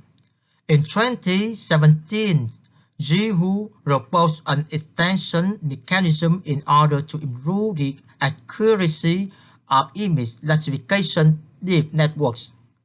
It needs an extension mechanism so as to emphasize to those essential channels. Auto proposed a block called squeeze and excitation block. We use this mechanism to build our model, which I present in next section.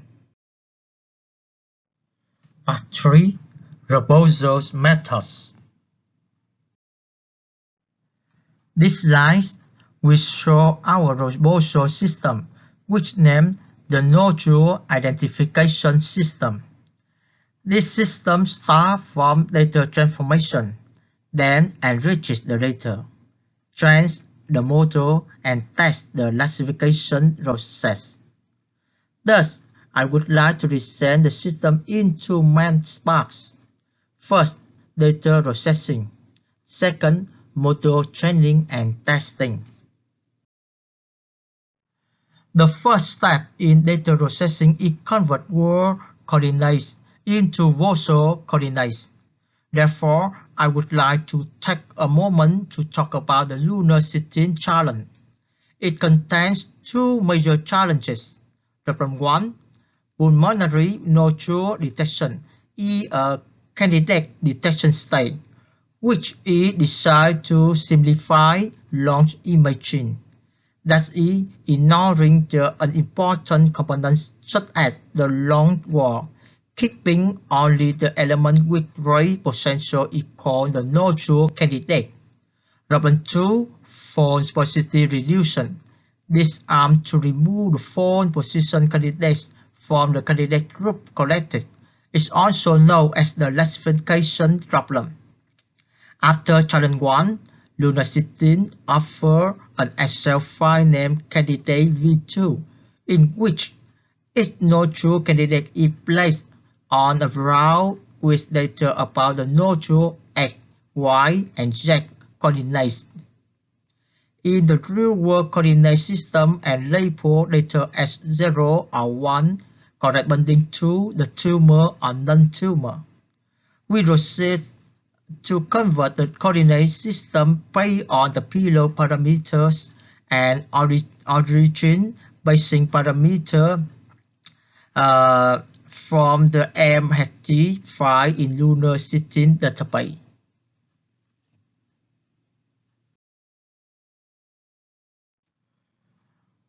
In the second step, we want to mention a new concept, that is the candidate box. It means we consider the candidate coordinates to be the center of the square with sides of the desired side. You can see the boxes with the green border on the city image. What's the candidate box used for? From this box, we get an image containing the candidate has size is equal to the box size with the formula you see on the slide. The candidate box allows us to say the pictures that's small enough to fit a no-true candidate, while casting the rest of the city images. This, I believe, I will have in candidate classification. However, we have another issue, which is imbalance data. Because the number of positive candidates in the Lunar 16 database is quite modest in comparison to the number of negative candidates. In order to reduce the impact of imbalance data during the learning process, we augment the data in two ways based on the positive candidates. 1. Applied data augmentation, and other online data augmentation. Offline data augmentation. The tomography scan will be taken from the head to the chest, with all cases with slide thickness less than 2 mm, and all nodules in Lunar 16 has a diameter of more than 3 mm. So we are sure that two scans front and rear of the scan under consideration belong to the same nodule. So we take two more batches. One is of the front and rear slices that contain the candidates under consideration and are labeled as positive candidates. Online data augmentation. When an image is supplied, we select one of three the right rotation 90 degree, 180 degree, 270 degree at random, or we reserve the original form. We guarantee that from an installed image, we will generate three additional images with three separate rotations at each learning time without saving any images on our device. Next, we derive the second part of our system, model training. We use the combination of extension subconnect and submask. Based on the extension mechanism, we built the extension subconnect model. To build a CNN by combining extension subconnects, multiple fully connected layers, and submasks for the classification process. In this slide, we show the architecture of the extension subconnect.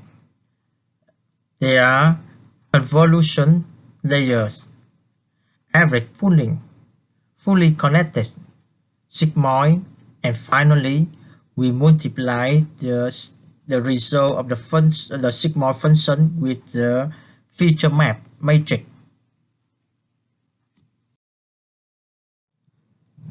ASS model. In our revised study, we built the ASS model. The letter A stands for attention, the letter S stands for submask. So, ASS models based on the attention subconnect. We use three attention subconnects for convolution layers. Interpolate subconnects are mask pooling layers, large flattened and double fully connected, and finally submask loss. The submask loss is used for the training, validating, as well as testing. Section 4. Experimental results. Datasets. We want to introduce the two datasets. They are data 50 and data 100. We use an algorithm to define the candidate box and apply data augmentation to produce two databases with varying image sizes, which we call data 50 and data 100, matching image data with dimensions of 50 by 50 pixels and 100 by 100 pixels. These two sets of images are word related with a number of bit candidates differ only in the size of the candidate box. These two sets have the same number of images. The ratio of positive to negative groups is 20/80. Each dataset includes 10,000 images in three folders. Trend folder has 1,200 positive samples and 4,800 negative samples. One folder has 400 positive samples and 1,600 negative samples. Test folder has 400 positive samples and 1,600 negative samples. The weight ASSW 50 and ASSW 100. We undertake sequential training on two datasets, data 50 and data 100, by the ASS model to get two different sets of weights. They are ASSW 50 and ASSW 100. Experimental results. We determined the results were split into folds in confusion matrix. They are true positive, false positive, true negative, and false negative. The measurement were precision, recall, specificity, AUC, and loss of validation. So, we implement our model in four cases. First, case 1, we use ASS perform training, evaluating, and testing on data 50, and we receive the positive results with specificity is more than 98%. In case 2, we use ASS performs a loss testing on data 100. We consider that the recall is rather low, but the specificity is still more than 97%. Case 3. The ASS performs training, evaluating, and testing on data 100. So we see the result is very good.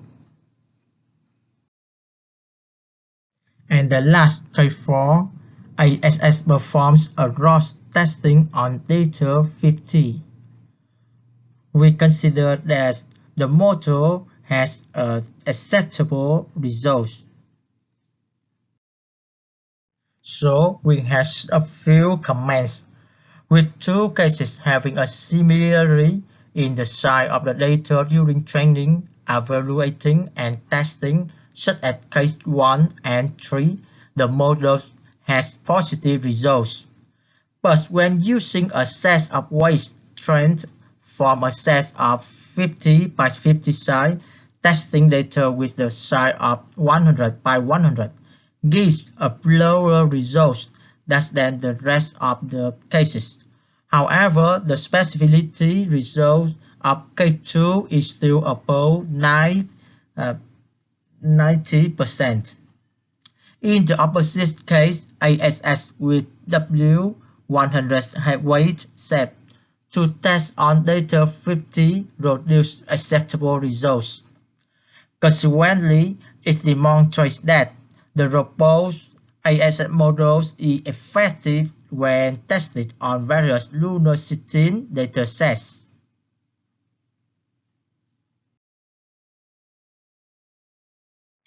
Conclusions.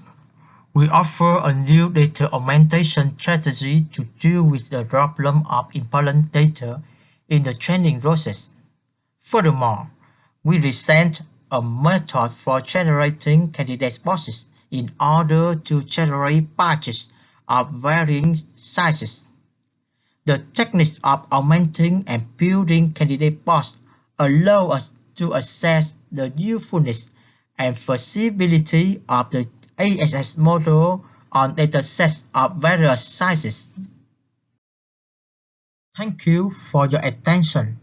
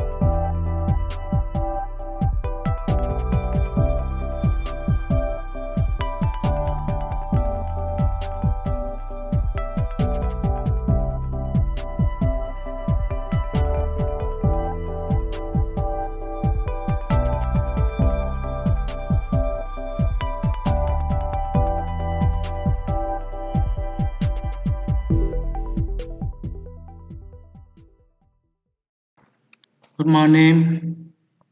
My name is Associate Professor Tung from Vietnam National University, and today I would like to present about my paper on ICC Iccasa 2021, Design Cloud Force System based on heuristic solution on the energy of IoT device.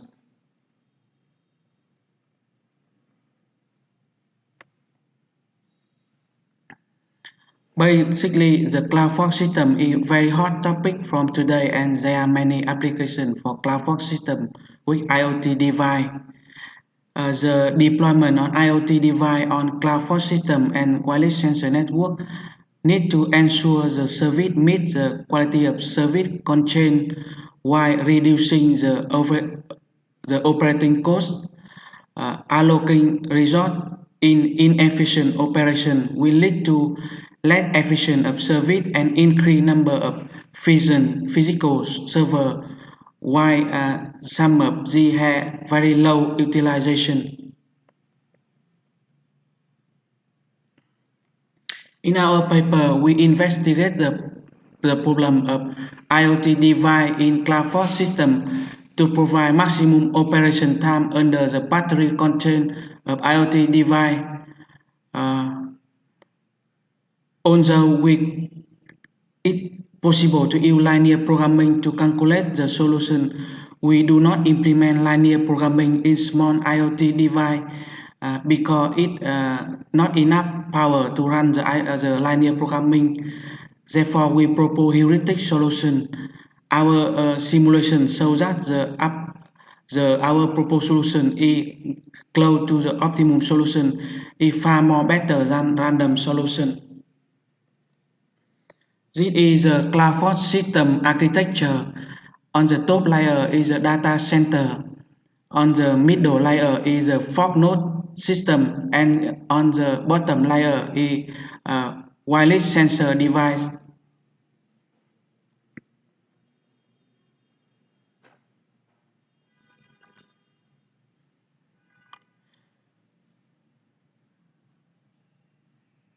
Cloud fog system have faced many challenges during the implementation, especially on the quality of service.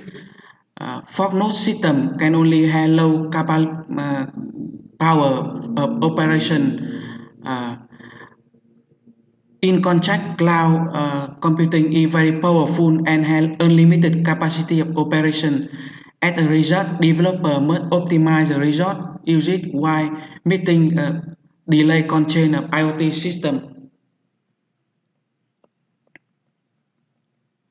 In related work, actually, there are many work based on IoT and cloud for system. Especially recently, the IoT model proposed by Cisco, the auto proposed cloud fog system architecture to provide efficient and reliable IoT delivering IoT data to the IoT application while ensure time sensitivity. Based on fog computing, the proposed architecture provides efficient power management in IoT device communication between sensors. The author also proposed link center line protocol, a modified version of link for sensor network. At the same time, estimate the power consumption for the server and normal device, and their simulation results show the total network latency and the power and the battery efficiency.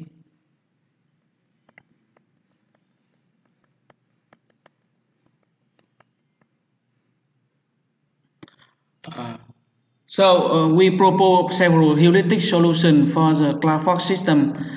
Basically, linear programming is not suitable for IoT network because IoT device is too small to implement linear programming, and also the energy of fog node need to be balanced and rotate to maximum the remaining energy of sensor node. Therefore, the fog node position need to be reallocated among IoT nodes so the remaining energy of IoT node are maximized. We propose three heuristic solutions. First is random link. Actually, in every round operation, we choose K fog node from N fog node. we basically we base on random k fork node on n fork node, and we repeat until the first IoT device has none of energy. In second heuristic algorithm, we propose remaining energy algorithm. We choose k fork node from n fork node, and for every round operation, we choose k different fork node based on the criteria that the total sum of invert remaining energy is minimized. We repeat until the first IoT device has none of energy. The final heuristic solution we propose average energy in every round of operation. We choose k fork node from n fork node, basically based on the criteria that the energy of the fork node must be higher than the average energy of other fork node. We repeat until the first IoT device has none of energy. In simulation scenario, we implement random link, remaining link, and average link. We create random 100 sensor network in simulation starting with 10 million battery unit.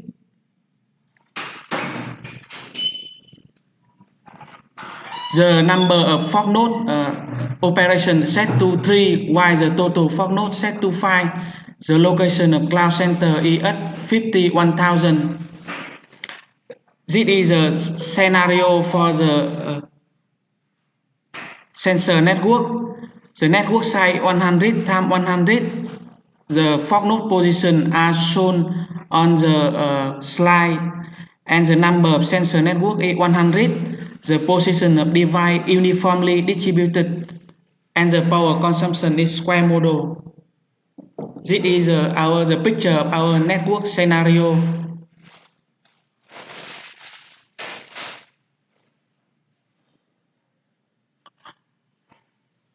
So our simulation results show that both remaining link and average link perform close to the optimal solution and far better than random link. Also, figure 3 shows that the remaining link and the average link send much more energy than random link. Therefore, remaining link and average link balance the energy of node better than random link. Figure 2 and figure 3 show on the slide. So in figure 2 you see average link and remaining link perform far better than random link, and the energy consumption of remaining link and average link is much more than random link.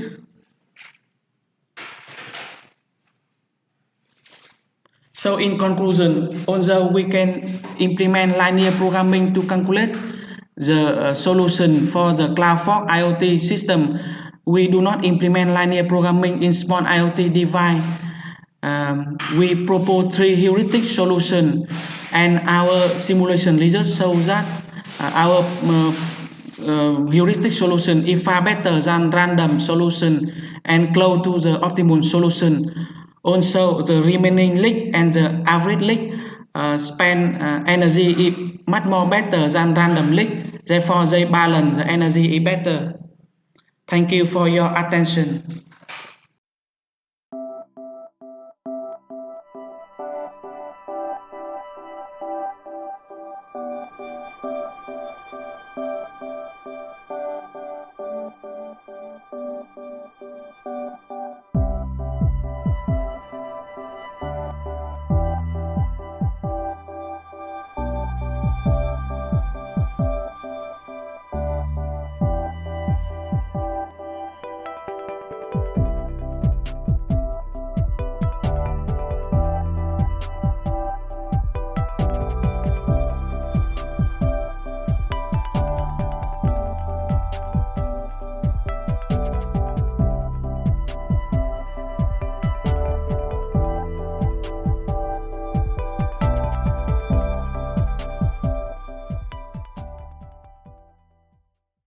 Hello everyone.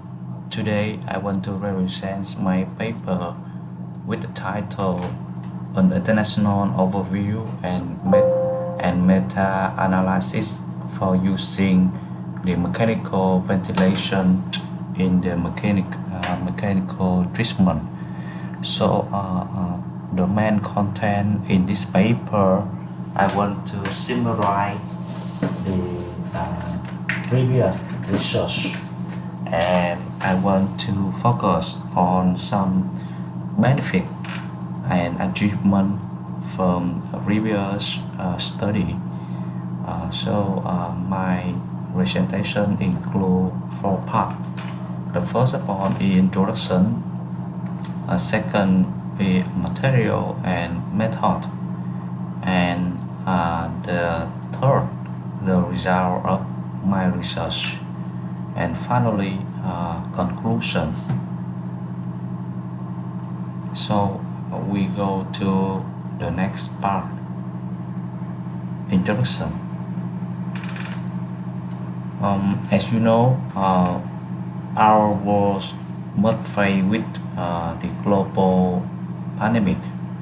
So with the name COVID-19, it is realized that there are many death and patients who suffer the respiratory disease. So in my country, Vietnam, there are many difficulty uh, to adapt with the COVID-19. There are many reasons. Uh, One of the reasons is that we don't have enough the respirator. So in my research, it is motivate to present many study, many achievement in this field. I want to provide an overview of all kinds in the mechanical ventilator system. So we work to carry out the result of my research. Here is the section for material and method. It is conduct to a survey to determine the development, the usage, and application of potential strategy for medical treatment.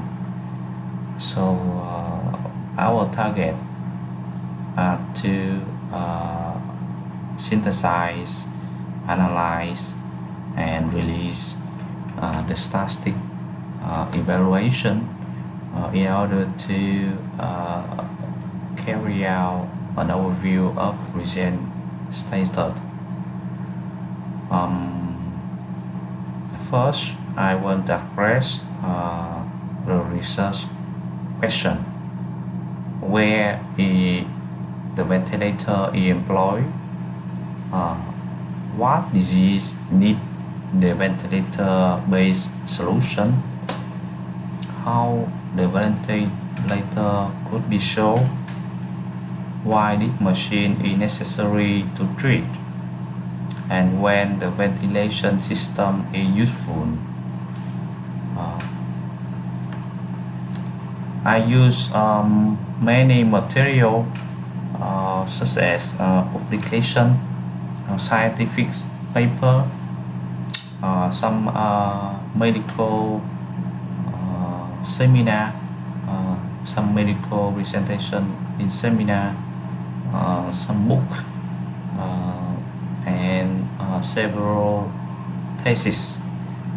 So I combine it together and I analyze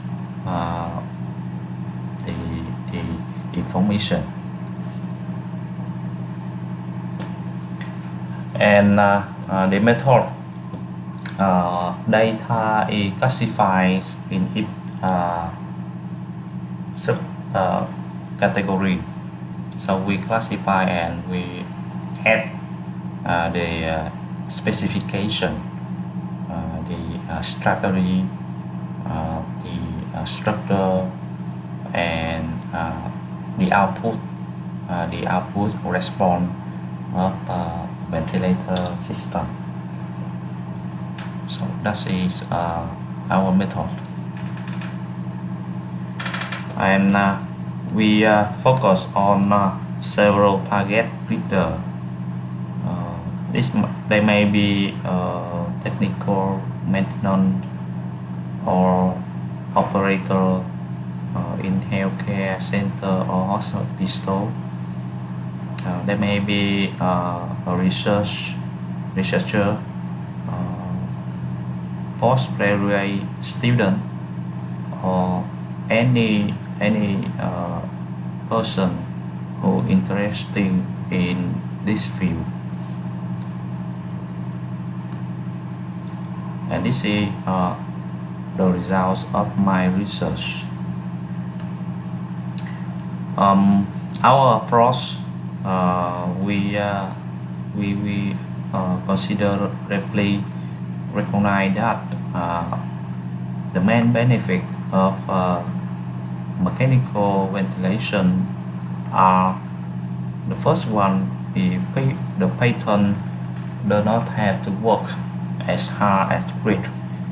Thus, our system will assist them. Their muscle would be resting. The second, the patient allow to recover. The patient body allowed to recover after they suffer the hurt. They suffer some unexpected performance for disease. The third, it helps the patient to get adequate oxygen and clear the carbon dioxide. The last is it preserves a stable airway and preventing injury from aspiration. So we classify the first one is ASV. That's adaptive support ventilation. So in this system, we design a flow chart to conduct the research. In some case, patent must be classified. Patent must be categorized before the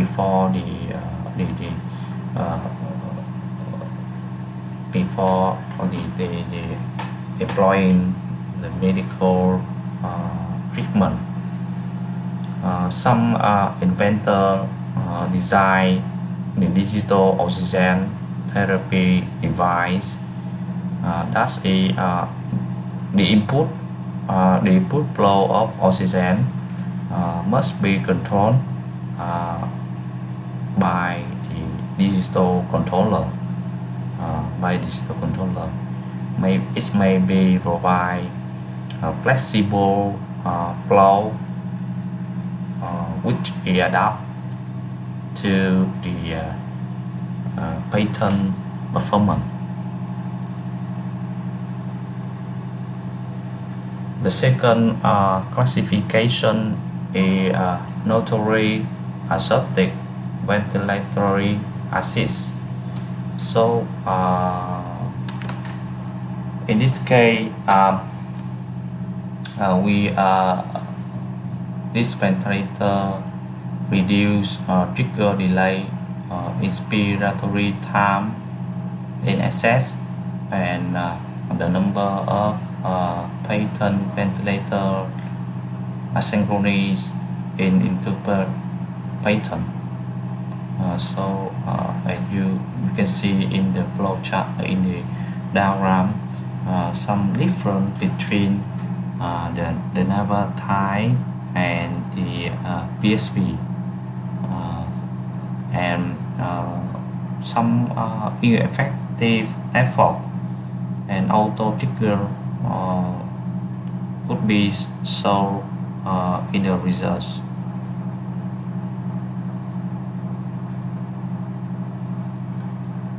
The third is rotational assist ventilation. This is the ventilator which is rotational to uh, the inflow. Actually, we wish to investigate in this system uh, due to its benefit and uh, the application of proportional assisted ventilation is large. And the last one is non-invasive open source mechanical ventilator. Uh, this is the most popular type of mechanical ventilator. So summarize, we can synthesize many development in this field. So I think this type is rubber is suitable for the COVID-19 situation. And conclusion, the final part. So this work has been documented on hopefully potential development for mechanical ventilator in clinical therapy. There are wide range of this machine, this system in reality. So the data presented suggest that both doctor and nurse should design a rubber treatment based on the actual condition of the respiratory pattern. Although the mechanical ventilator are either the commercial product or not, their motivation still need to encourage owing to public health. That's my research. So thank you for watching.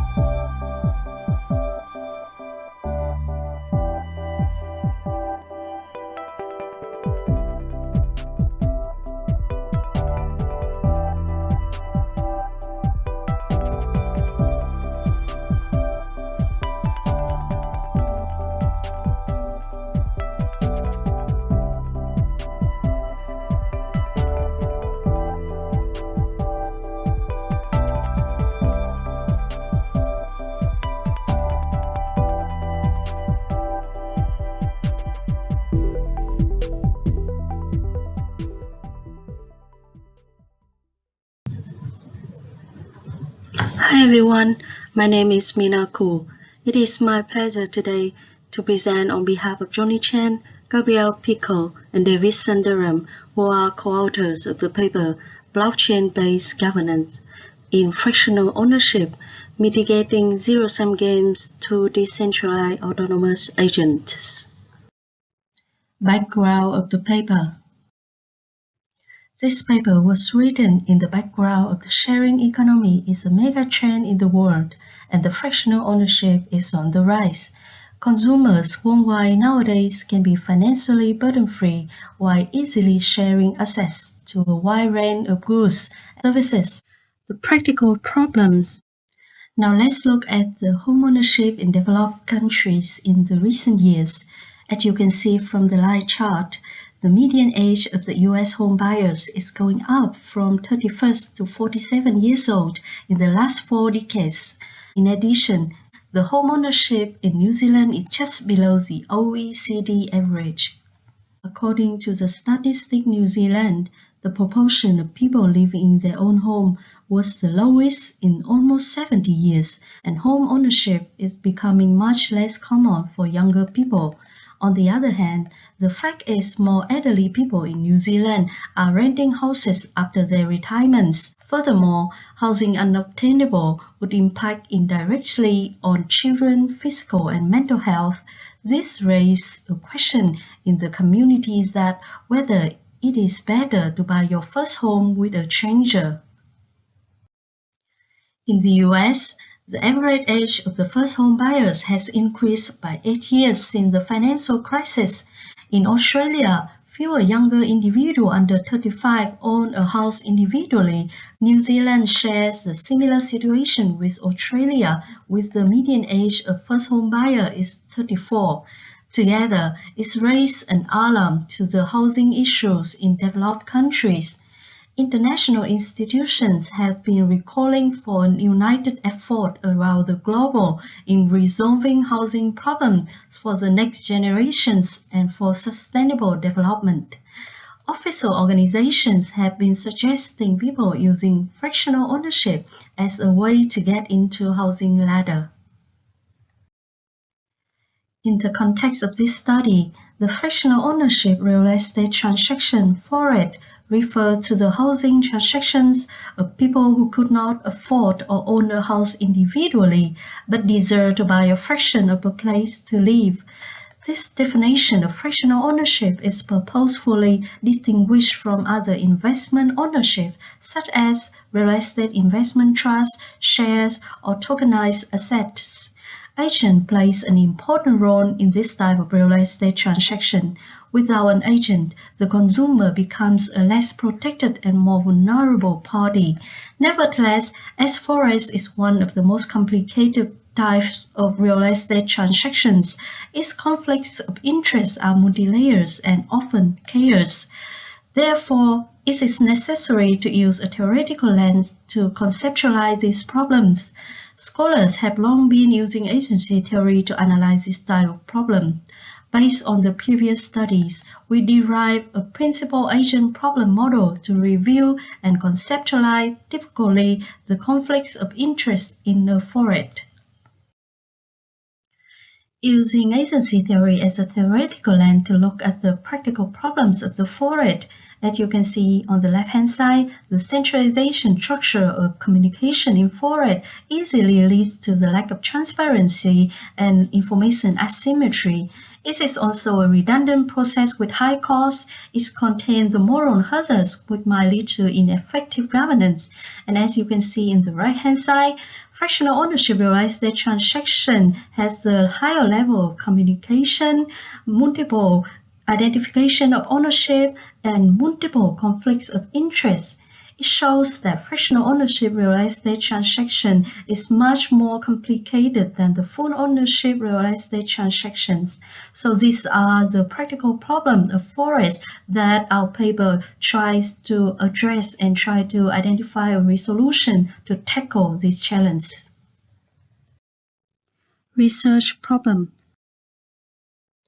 In seeking for the solutions of these practical problems, we realize that in the current literature, the conflicts of interest between principals and agents in fractional ownership, especially in forest, have not received sufficient attention. Furthermore, current literature has not provided a framework to adequately address the relationships between conflicts of interest reflected through the games and the relative issues of governance mechanisms. This leads to our research question. 3 research questions were developed.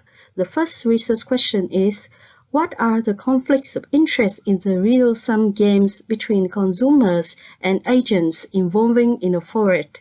Then we move to the next level of investigation with the research question 2. What are the relative governance risk and compliance GRC issues in the broader context of the fractional ownership domain? And then we move to the highest level of investigation with the research question 3. Can and how information technology resolve these conflicts of interest and respective GRC issues? By answering the research questions, our paper fulfills 4 objectives. The first objective is a literature review objective. This is to depict the research theme of existing studies, define the research gaps, expose governance issues, and to establish a solid ground to develop theory. The second objective is a conceptual artifact objectives. The establishment of the conceptual artifacts is to evidently identify and address problems of fractional ownership. The third objective is a system artifact objective. The system artifacts are the tangible version of solutions to resolve practical and research problems. The fourth objective is a solution generalization. This is to mitigate conflicts of interest, increase awareness of fractional ownership consumption, to boost up housing affordability. It is expected to reduce risk and to fulfill the knowledge gaps. Theoretical foundation. And based on this objective, our literature review scope covers 3 key domains, as you can see in the graph, which are fractional ownership, decentralized autonomous agent, which shortening as DAA, and the governance risk and compliance, which shortening as the GRC. We will focus on the central overlap area of these 3 domains to figure out the answer for our research questions and to fulfill our research objective. We constructed our conceptual foundation as shown in this graph. In terms of fractional ownership, we focus on relevant studies using agency theory and games perspective. Our literature review assessment shows that under agency theory lens, there are 2 key problems in the fractional ownership, which are principal-agent problems and the information asymmetry. In terms of games perspective, existing literature mainly depends on the transactional game, assignment game, and other agency games to analyze problems of fractional ownership. On the other hand, the decentralized autonomous agent revolves in the studies of the operational GRC, which consists of people and process. On the other hand, the decentralized autonomous agent is highly involved in the IT GRC studies, which mainly focus on the information technology infrastructure for the governance, risk, and compliance. And based on this conceptual foundation, we propose our key concept of blockchain-based GRC. Methodology. From literature review assessment, we found that design science research is a better fit to serve our research objectives. This is due to design science research examines the problems through an inherent awareness of existing problems rather than by primarily an observation method, for example. It generally guides the study design for the development of a new system. On the other hand, design science research is a methodology that is motivated by the desire to improve the environment by the introduction of innovative artifacts and the process for building these artifacts. Using design science research as a methodology, we can identify and address the problems afoot through the establishment of a new set of conceptual artifacts upon which a system artifact will be proposed. On the other hand, design of experiment has been widely acknowledged as a foundational work in experimental design. Up to now, design of experiment has been applied across research domains including information systems. Design of experiment emphasizes that while one big experiment might provide a valid result or statistical meaning, it is more general to perform multiple experiments before attaining the final answer. Experiment has been a vital part of design science research, especially for evaluation of artifacts. Nevertheless, by including design of experiment into design science research, we emphasize on the use of small experiments in the exploratory phase of design science research. This is the Select Design Science Research Framework proposed by Nunamaker in 1990s. We also adopt 3 cycles of design science research outlined by Höfner et al. In 2004. Based on the methodological foundation, we propose the Experimental Design Science Research EDSR framework. As you can see here, this is the design science research experiment design process conceptualized by Mettler et al. In 2014. The key difference between the DSR experiment design process and the quantitative experiment is that the information obtained from the test will be converted into artifacts such as constructs, models, methods, instantiation, and so on. These artifacts will be manipulated on the information technology devices to give the experimental results and to serve the final goal of improved design products. Literature findings. Our initial literature findings show the taxonomy of fractional ownership. We then successfully developed our conceptual framework. As you can see here, the core of the 3 dimensions of literature foundation is interconnected to the 3 dimensions of process, people, and decentralized technology. Using statistical software R, we carry on a multiple correspondence analysis of the relevant studies on assignment games proposed by Shapley and Shubik in 1971. We then collect the analysis result to create the conceptual structure map. And as you can see in here, there is a strong cluster between the multi-agent system and the autonomous agents, and it would be relevant to the optimal assignment game as well. And this leads us to the ideas of using autonomous agent as the solution of the principal agent problem. Conceptual artifact. The first conceptual artifact is the result of literature review. We constructed the consumer-defined fractional ownership object model.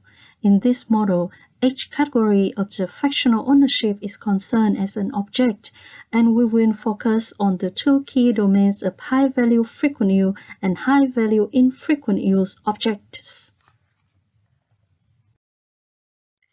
We also successfully developed the fractional ownership failure mode model. In this model, the principal agent problem would be the root to produce multiple conflicts of interest between consumer and agents throughout the games. On the other hand, the principal-agent problem impact on the governance mechanism, and together these issues lead the forest transform from successful mode into the failure mode. On the other hand, principal-agent problem would be the key element impact on the decision of whether participation and the level of participation in the games of the consumers and agents. Therefore, it is necessary to conceptualize the participation dimensions of the consumers and agents in the games in order to study these conflicts of interest. We further the conceptual artifact of participation dimension into the three dimensions of participation. Experiment. We then carry on a series of small experiments on all three platforms. We design three games to represent three dimensions of participation. The first game is asymmetric matching penny games, which stand for the matching of expectation between consumer and agent. The second game is a cooperative bargaining games, which stand for bargaining power of the consumer and agents during the transaction. The last game is a trust game, which stands for the trust level that consumer and agent could give to each other.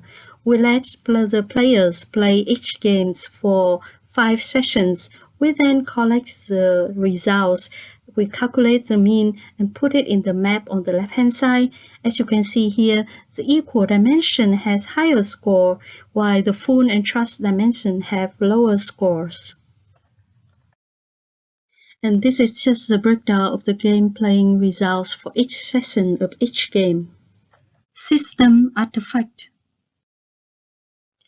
And this leads us to the creation of system artifact to resolve the problem. The first system artifact is a system architecture, as you can see on the left-hand side. It is a centralized system architecture which facilitates a single point of failure, while on the other hand, on the right-hand side, the decentralized system architecture would avoid the single point of failure by its decentralized network design. And this is the distributed transactions. And as you can see on the right-hand side, the distributed governance infrastructure proposed by Nota based on the blockchain technology consists of multiple smart contracts between distributed partners in the networks, and on top of it, it is a decentralized autonomous organization execute and manage the operations of these smart contracts. This is an overall picture of the current available blockchain GRC services from industries. It is noteworthy that these GRC services from the industries follow waterfall project management method while we are doing a bottom-up research project. It also shows the availability of technology for us to build up system prototype. And this is our system artifact. This is a decentralized system architecture consists of 3 layers that are user layer, database layer, and the governance layer. This system employs both private blockchain and consortium blockchain from a blockchain as a service provider to construct the decentralized apps or the DApps and the decentralized autonomous organization or decentralized autonomous agents. And as you can see in the user layer, the consumer together with the agent could access the DApps and verify information for each other, which means the consumer no longer only interact with agent, but they also can interact with each other and verify the information for each other, by which it push up the information transparency and mitigates the asymmetric information. And move to the next phase. If the forest is successful, the decentralized autonomous agent will execute a series of the smart contracts to integrate information into the blockchain using blockchain service adapter.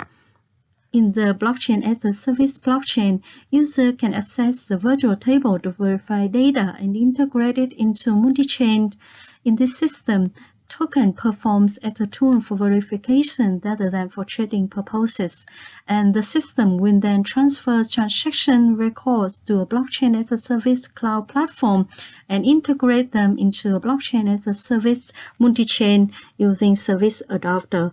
By doing so, it pushes up the information immutability and also the mutual trust between participants, and by which it increases the performance of the governance.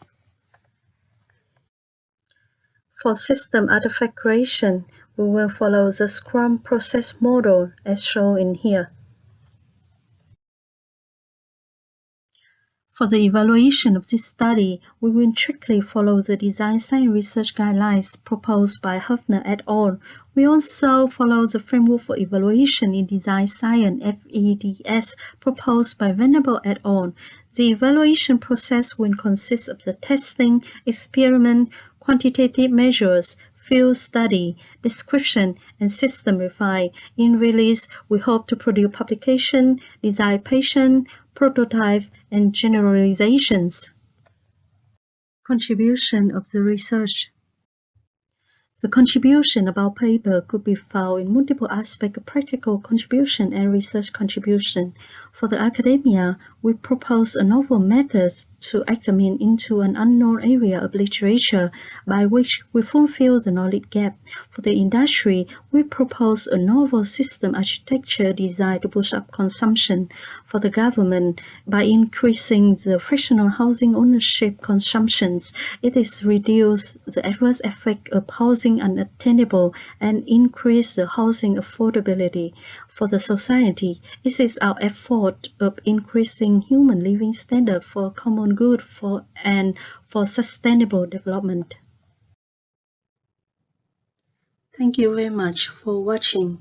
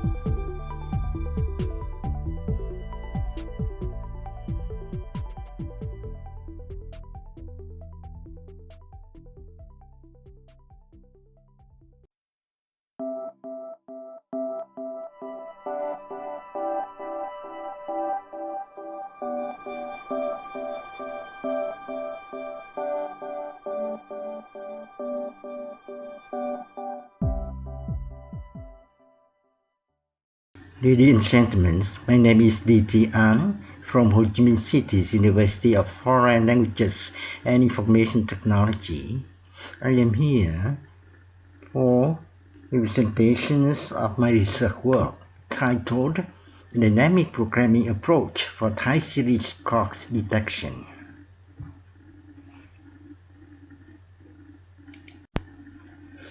The outline of my presentation consists of 5 sections: introduction, background, a dynamic programming approach for time series clocks detection, experimental evaluation, conclusions.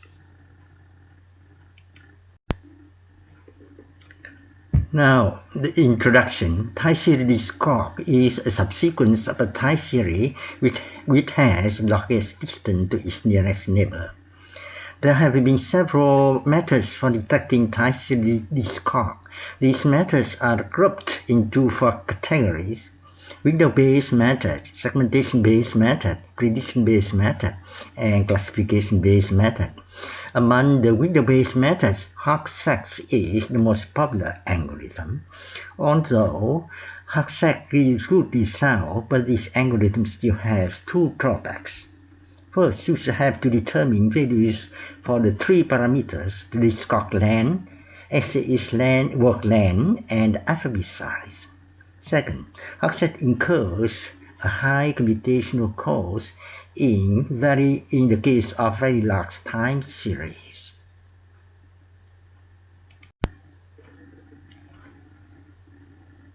In this work, we propose a new algorithm called the BDD, which is based on dynamic programming for disk clock detection in time series under Euclidean distance. This DBDD algorithm has the same structure as the proof-of algorithm for disk clock discovery, and it is based on the data reuse of the distance computation in the first iteration of the proof-of algorithm for all the rest of iterations in this algorithm.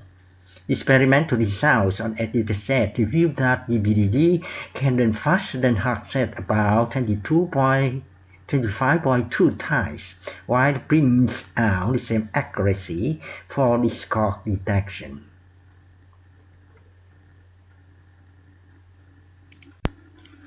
Now I review the background of the work. Some definition: a time series T is an ordered set of m real values Ti measured at equal intervals. Subsequence: given a time series T of length m, a subsequence C of T is the sampling of length n less than m of contiguous position from T.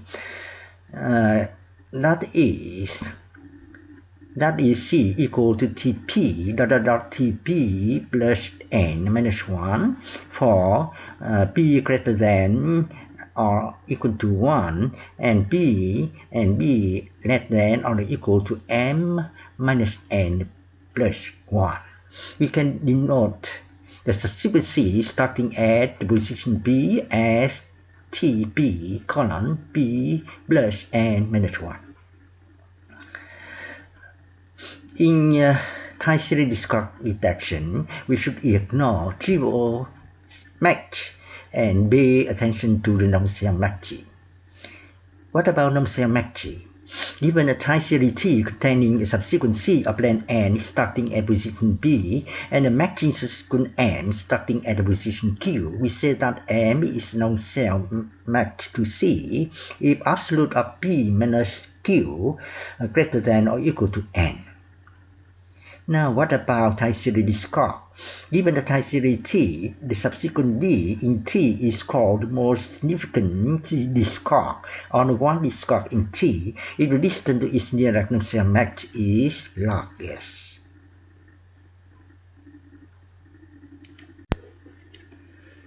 In Figure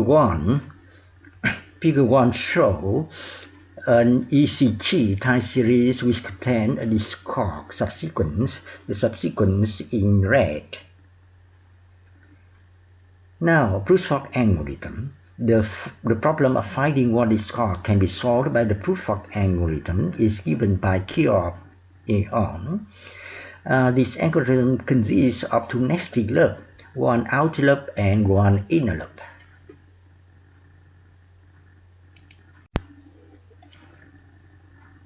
The brute force algorithm uses a sliding window to extract all the possible sequences from the time series. Now look at the figure. You see we have a time series and then the sliding window. Remember that the sliding window will shift to the right one data point at a time. And then we can extract a lot of subsequences. In the brute force algorithm, using a sliding window, we can extract all the possible candidate sequences in the outer loop, and then we find the distance to the nearest non-self match for each candidate subsequence in the inner loop. The candidate subsequence with the greatest distance to its nearest non-self match is the one discard.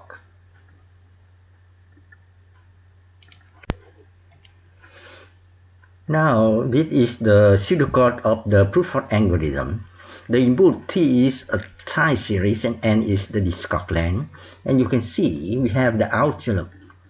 For P, the variable B varies from 1 to the length of T minus N plus 1, the outer loop. For each candidate subsequence starting at the position B, we apply the inner loop to find its nearest non-self match. And when we finish the inner loop, and then we finish the outer loop, at that moment we can return the information, the distance and the location of the one discard we have found.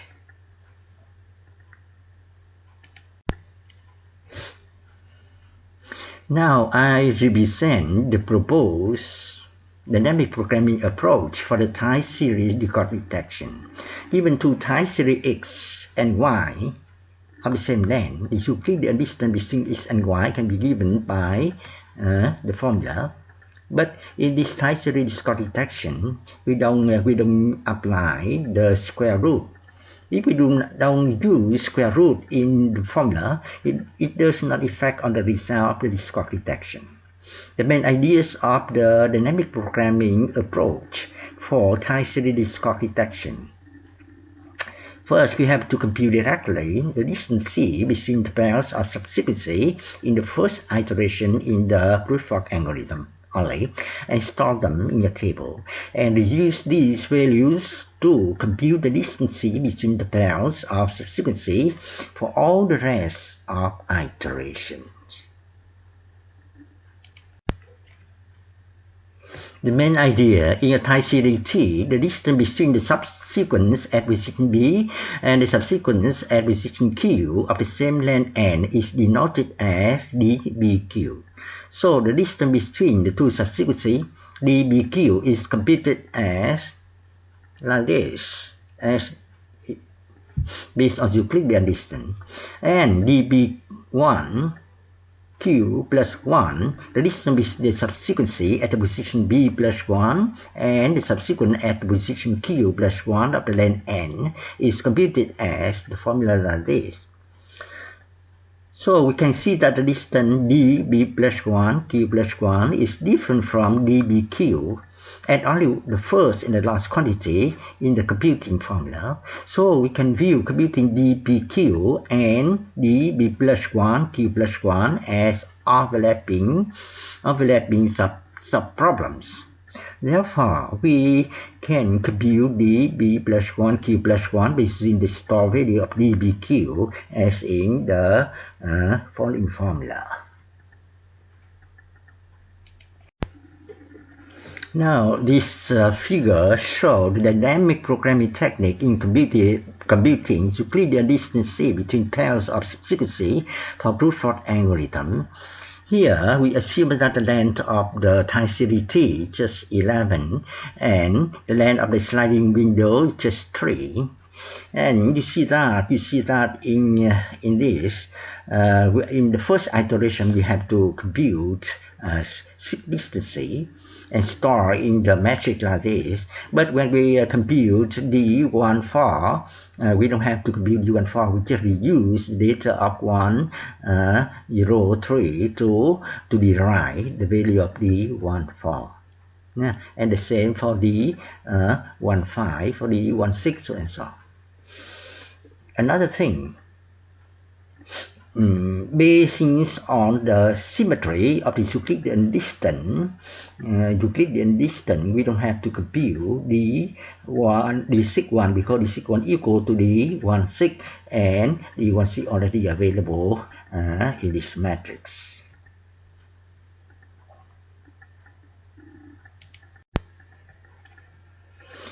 Even though in the table in the table in figure 2 is a matrix, in the BDD algorithm, for saving memory space, we use a one-dimensional array A to implement this table for storing the computed distances. The length of the array A for the time series T with a sliding window of the length N is computed as this formula. So, the BDD algorithm consists of two for loops. The first for loop performs the direct distance computations for the pairs of subsequency in the first iteration of the proof of algorithm. All the latency computed in the first iteration are stored in the array A. The second for loop performs the distance computations in all the rest of iterations in the proof of algorithm by receiving the data stored in array A. Now, discussion on complexity. If the basic operation in the BDD algorithm is the distance computation for a pair of sequences, it is obvious that the time complexity of the BDD is about OM, where M is the length of the time series. But the BDD requires an array to store the intermediate values, and the space complexity is OM squared. So, the dynamic programming approach always inhibits the threat of missing time and space calls in the algorithm. Now, I represent the experimental evaluation. We compare the BDD algorithm with the Hogshead algorithm in terms of time efficiency and discord detection accuracy. The Hogshead algorithm is selected as baseline algorithm due to its popularity. There are 8 datasets used in the experiments from the UCR time series determining archive for discord recovery. Now in this table, show the name of the 8 datasets, the length of each dataset, and the field of the datasets. Now the experimental results, some parameters for Hogshead algorithm. The size of the alphabet is 3 and the x-axis work length is 8. For all the 8 test datasets and for both Hogshead and the BDD algorithm, we select the sliding window length, that means the length of the discord, as 128. The accuracy, resultant one discord detected by the BDD for each state dataset matches with the one found by the Hogshead. For each state dataset, the start location of the one discord detected by the BDD is exactly the same as that of the one discord found by the Hogshead. Now, what about efficiency? The running times in milliseconds of the BDD and Hogshead on the datasets are given in this table. And you see that the BDD always faster than the Hogshead algorithm, and the speed of rate given in this column. In average, the BDD can work faster than the Hogshead is about 25.2 times. Now, conclusions. In this work, we have proposed the dynamic programming algorithm called the BDD for discord detection in time series under Euclidean distance. The BDD algorithm has time complexity just OM, where M is the length of the time series, and the memory complexity OM squared. DBDD can run faster than Hogsett about 25.2 times, while bringing out the same accuracy for the score reduction. What about future work? First, we plan to develop a dynamic programming algorithm for time series 1 motif discovery. Second, we intend to accelerate the BDD algorithm further by implementing this algorithm for parallel version in GPU's computing environment. That's all. I finished my representation. Thank you for listening.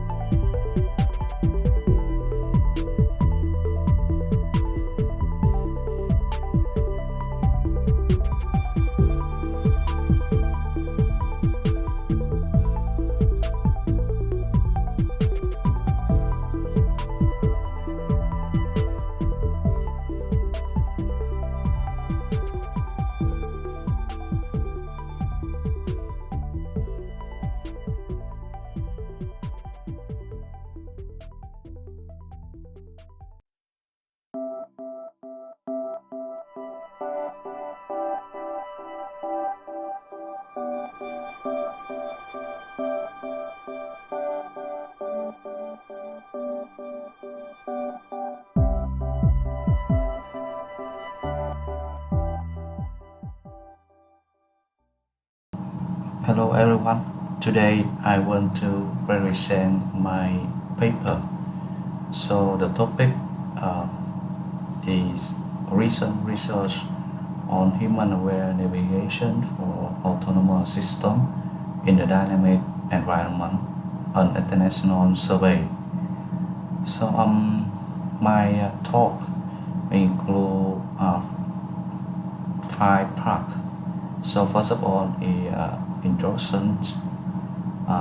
The second is historical background. Next is challenge and opportunity. Then I cover modern human-aware navigation and last conclusion. So we go to introduction section. So the objective of my research, I focus on service robot. So this is the autonomous system, including human-aware navigation. So the most considerable difference between industrial robot and robot work in the daily environment is an interactive activity, or we can say that they can interact with human in the daily life. In the regular environment, robot encounter with human and they have to interact with them before doing the task. Rather, the interaction will be the main task of the robot. Historical background. Previously, the term social robot or sociable robot were invented by Otbiller and Kirsty Dehaene. So a social robot is able to communicate and interact with us, human, understand and even relate to us in a personal way. Shortly, sociable robot is socially intelligent in a human-like way. That's it.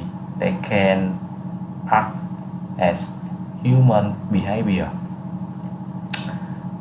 The Tower social robot, a computational model of our social ability, could be estimated, implemented, test and analyze on robots as they participate in controlled social scenario. So robot data could be compared with human performance under similar conditions. So this is several kinds of social interaction in our life, and you can see that most of them have a friendly interface, and this robot can communicate with human, can discuss with a person about something. You can see that social robot could be a friend of a human. We go to next part, challenge and opportunity. In this case, we define human proxemic.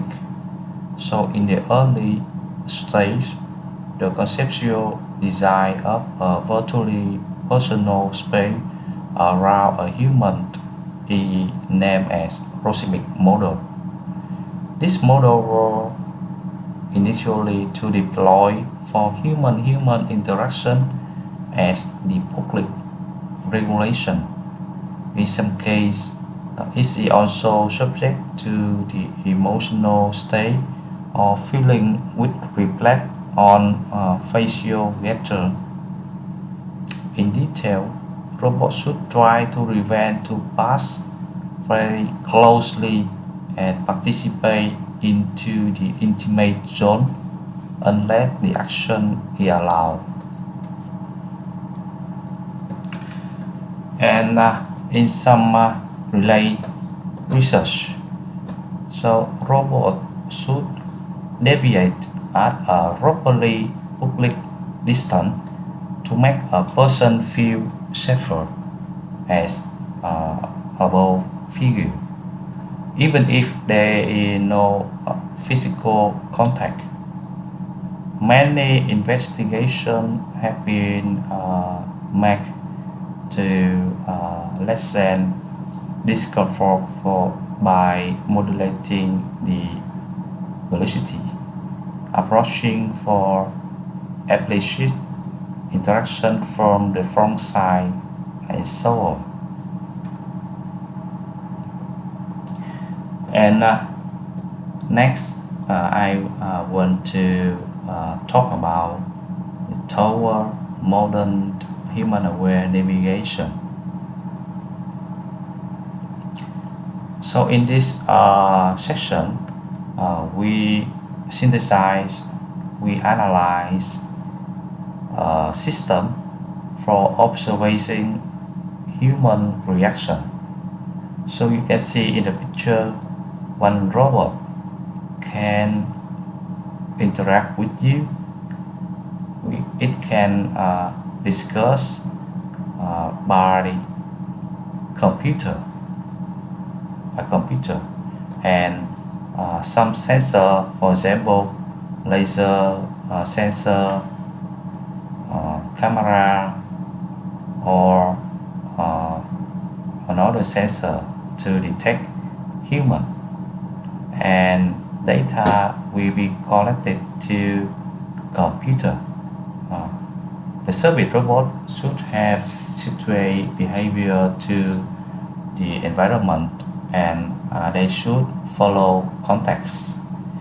In a complicated environment, it is very difficult to design robot behavior priori.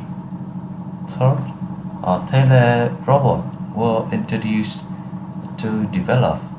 An operator remotely controlled the robot, and robot recorded the sensory data and visual data from the task and camera installed in the environment.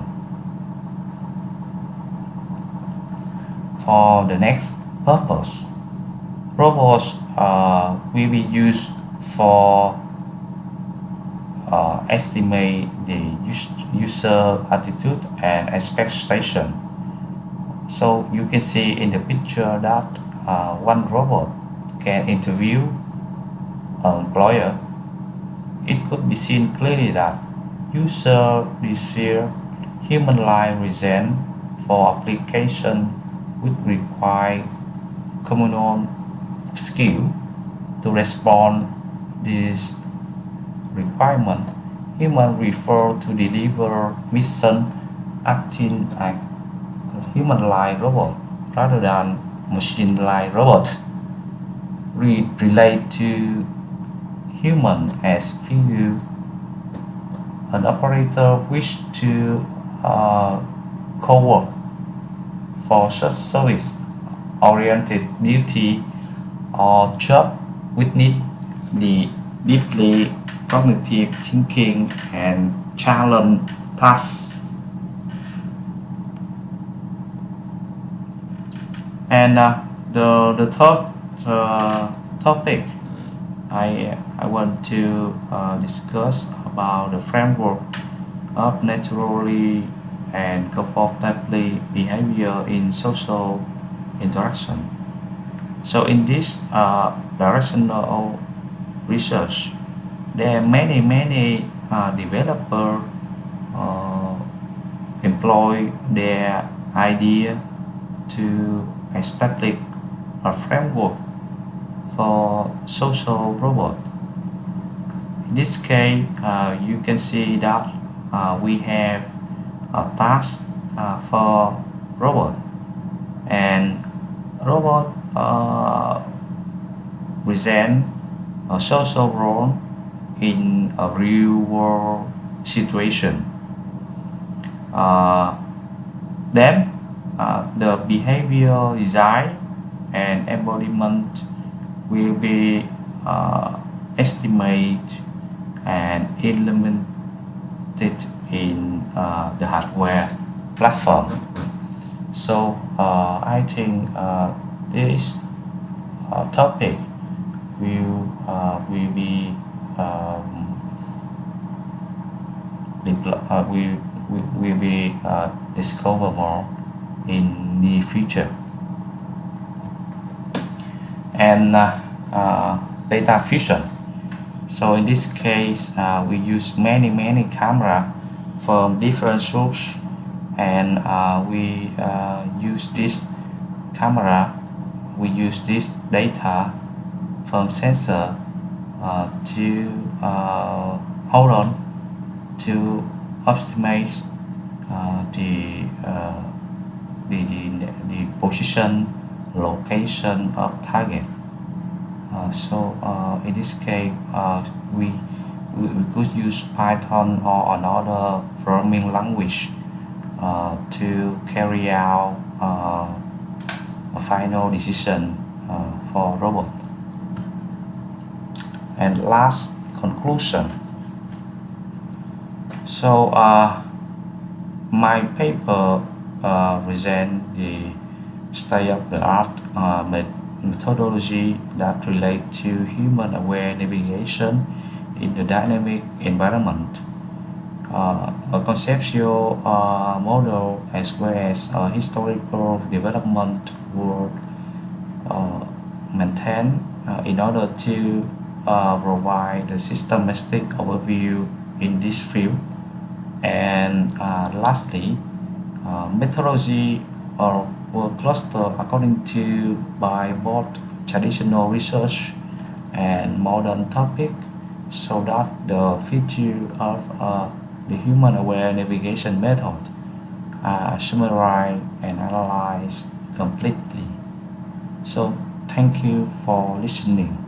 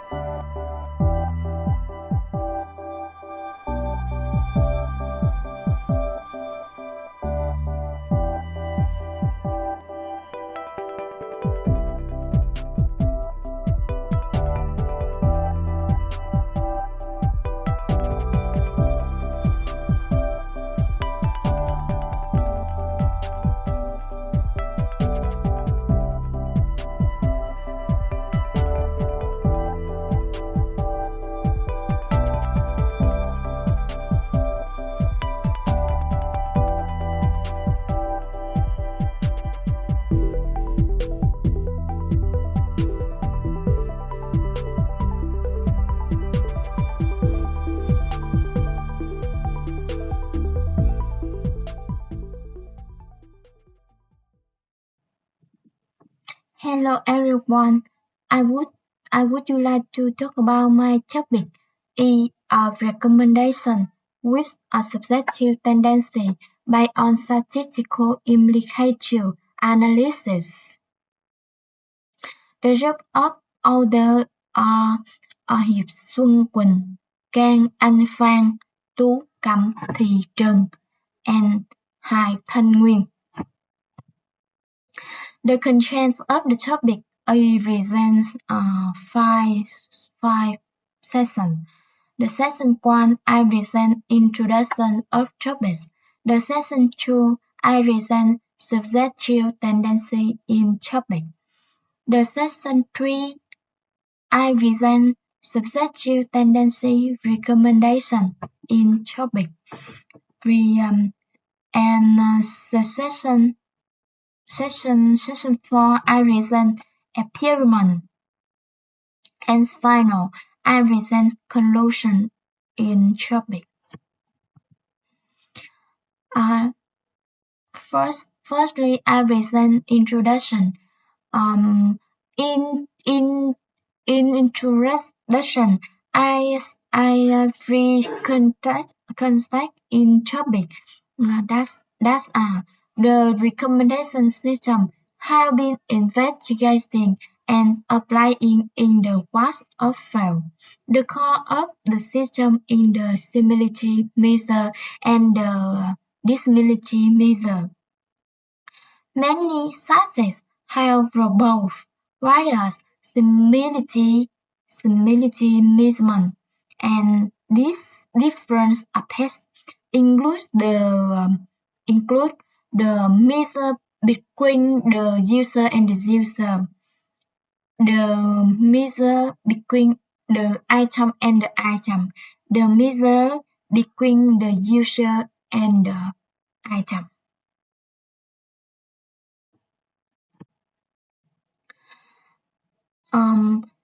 Continue I resolve problem in and focus in the introduction. Give question for problem in topics. E. How can we solve the effects of statistical implication in the recommendation system with subjective tendency? To resolve the question,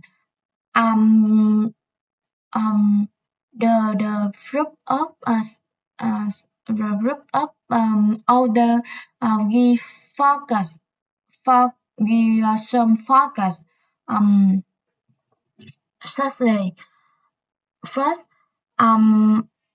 we focus on the solving the effects of the subjective tendency against the recommendation system model through the frame of the statistical implication. Besides,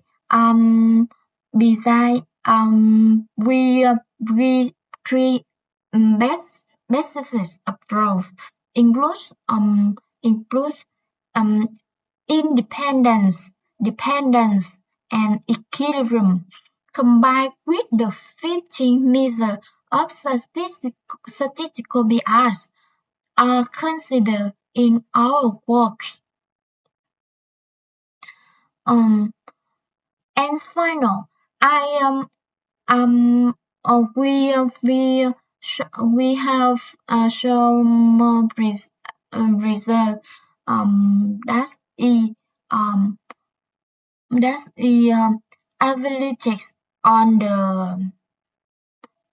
the sets five key dataset combine similarity measure and the interestedness measure based on the subjective tendency in the recommendation system. On the session 2, I present subjective tendency. The subjective tendency I present are short season rule. A short season rule relationship between the items. According to statistical factor, let three occur T1, T2, T3, and Tn are n transactions. Transaction Ti by item include E includes E1, E2, E3, En of M customer increase GI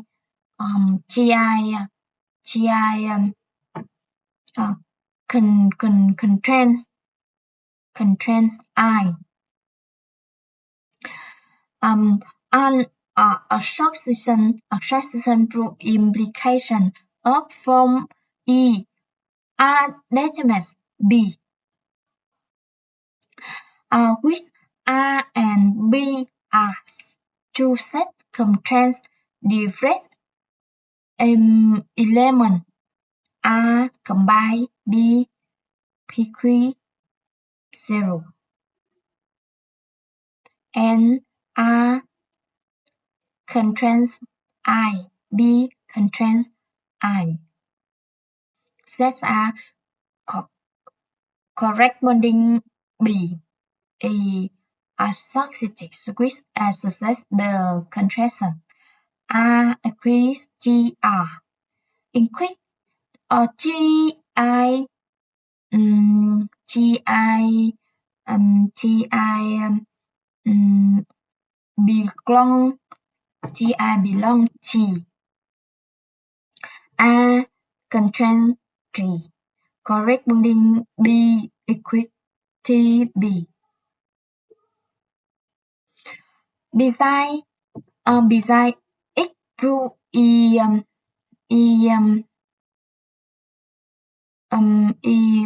decreased by parameter. The cardinal n of T occur T, so on. Some I also some formula in a social proof. So below. The continued IAM reasons statistical implicative analysis. Fit 2 E the Venn diagram for associations through determine B which for parameter N and A and B and A non B. Fix presents fix represent beside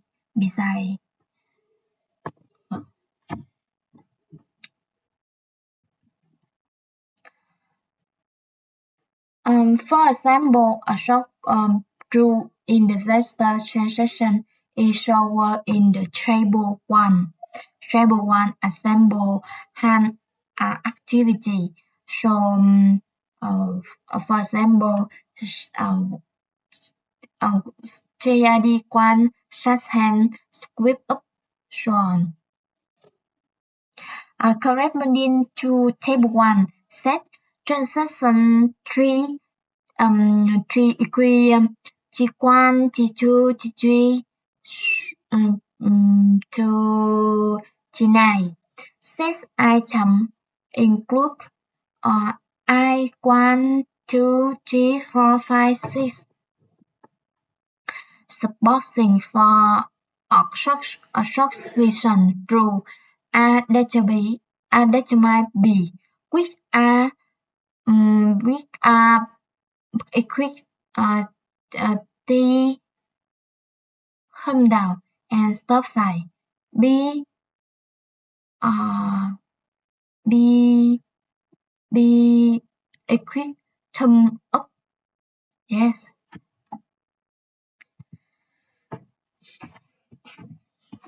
That's a reason table tree. A table two. Table two is an example of an activity.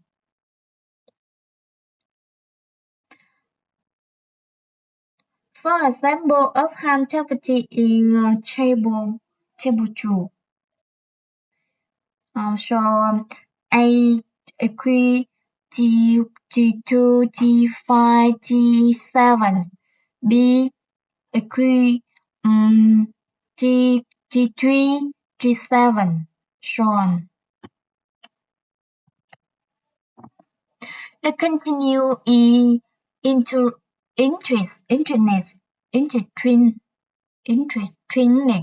measure. Internet measure is based on a objectively interchange measure, which will then be calculated based on the number of the formula A determine B equal F and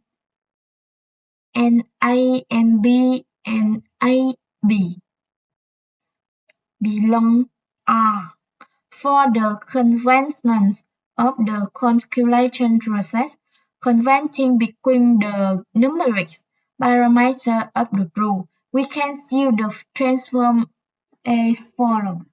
That is the formula in formula of interest measure.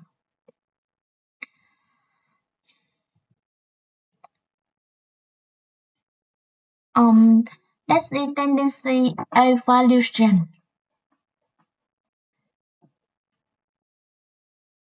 A substitute tendency quote study in the dependent equilibrium context.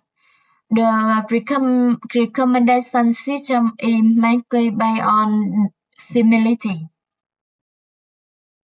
The similarity measures are influenced by three properties, such as independence, dependence, and equilibrium.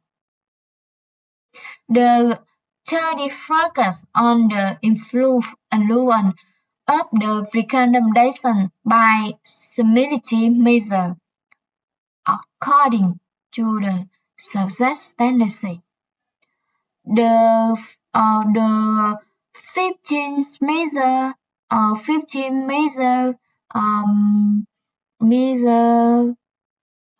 show table trees include collective trends, confidence, conviction, Gini index, implication index, apply split contradictions, Lerman Sabas, Schoner's clip, interest factor, Sakak, support, couple, the measure, caution support. That's a 15 interesting measure um so three property.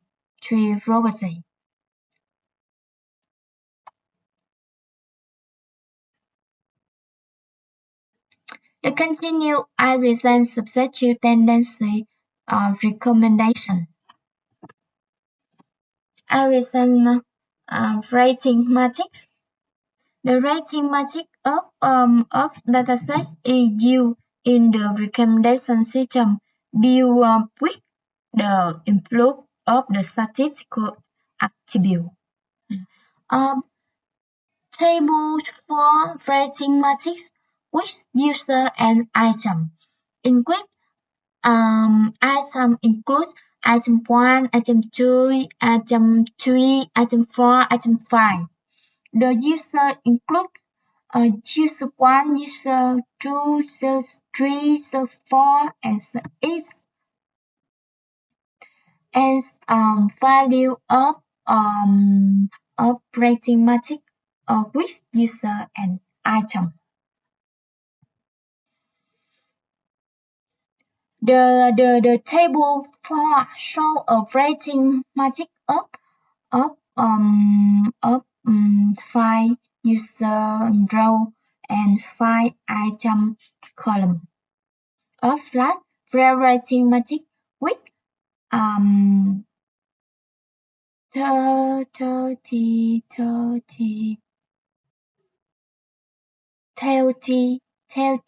35 rating are built in the recommendation system.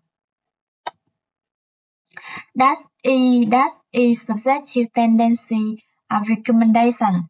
Input E user set U insert item set I recommend rating matrix R user should be recommended U UX and output of the recommendations with subjective tendency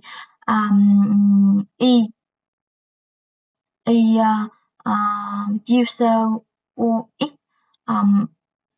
in which IUX IUX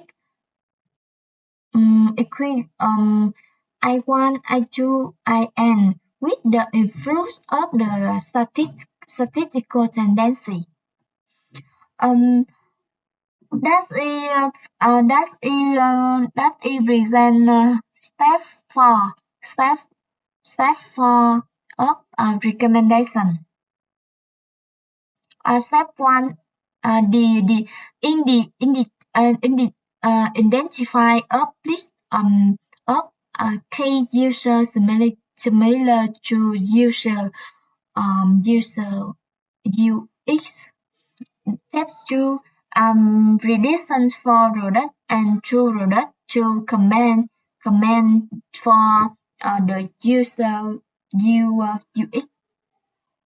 And step 3 building recommendations with the effect of the statistical tendency. And final step 4 model evaluation.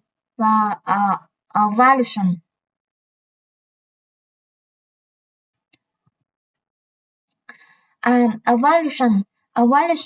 I use carbon rot validation to elevation of recommendation model. Carbon validation is a method of cutting experimental data into subsets of the namesake called carbons.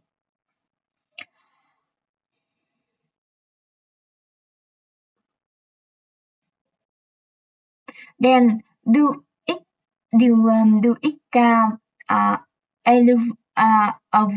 evaluation with evaluation you want subset A the set and the other k minus 1 a the training set.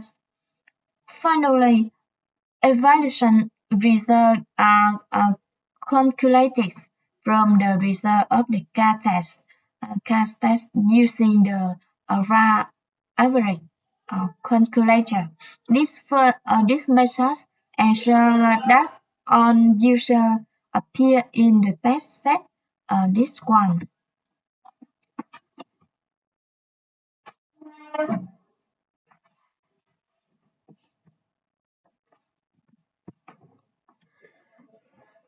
Continue I represent the experiment.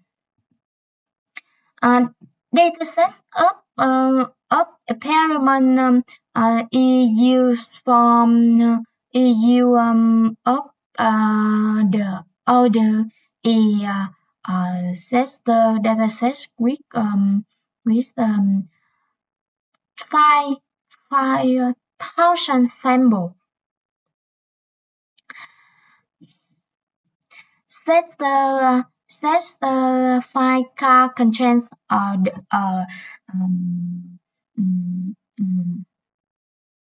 contain five thousand and 100 rating matrix, in which 5,000 users and 100 stock with rating between minus 10 and plus 10. On selected users have rating 36 and small stock. The tool is used for experiment in topics. Experiment the if imply proceed relative canap and prim rule Besco Embryomero tool is developed by Approve. The recommended lab package developed these tools in the R programming language. Besides, this work also enhances several open source tools is the research and help build on the work community.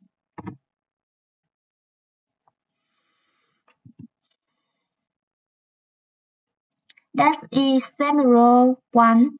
Scenario 1 presents recommendations with independent tendency. This scenario decreases the effects in the independent tendency of trans from a corresponding subjective recommendation model. That is Fig 4 and Fig 5. The table 6 performs the result of the a measure of for equilibrium random employment as habits. The best performance as 1.691 in precision, while collective trend, implicative index, Gini index, cover are shown the works about 0.1. The general 2 reason recommendation with dependent tendency. This general reason appends of the dependent attribute into the recommendation. Fig 6 and Fig 7. The table 7 A observers this contradiction and cultural support. Reform not bettering not better performance in on consider performance measure. And continue our reasons. Scenario 3. Scenario 3 is recommendation quick equilibrium tendency. Is in this experiments part, the four measures are using include Confident Lapley, least contradiction, Starbuck, sonar to derive the influence of equilibrium robustly on recommendation model. Table A illustrate the result in data considered interestness measure. That's a confident Kepler lead condition Sherlock.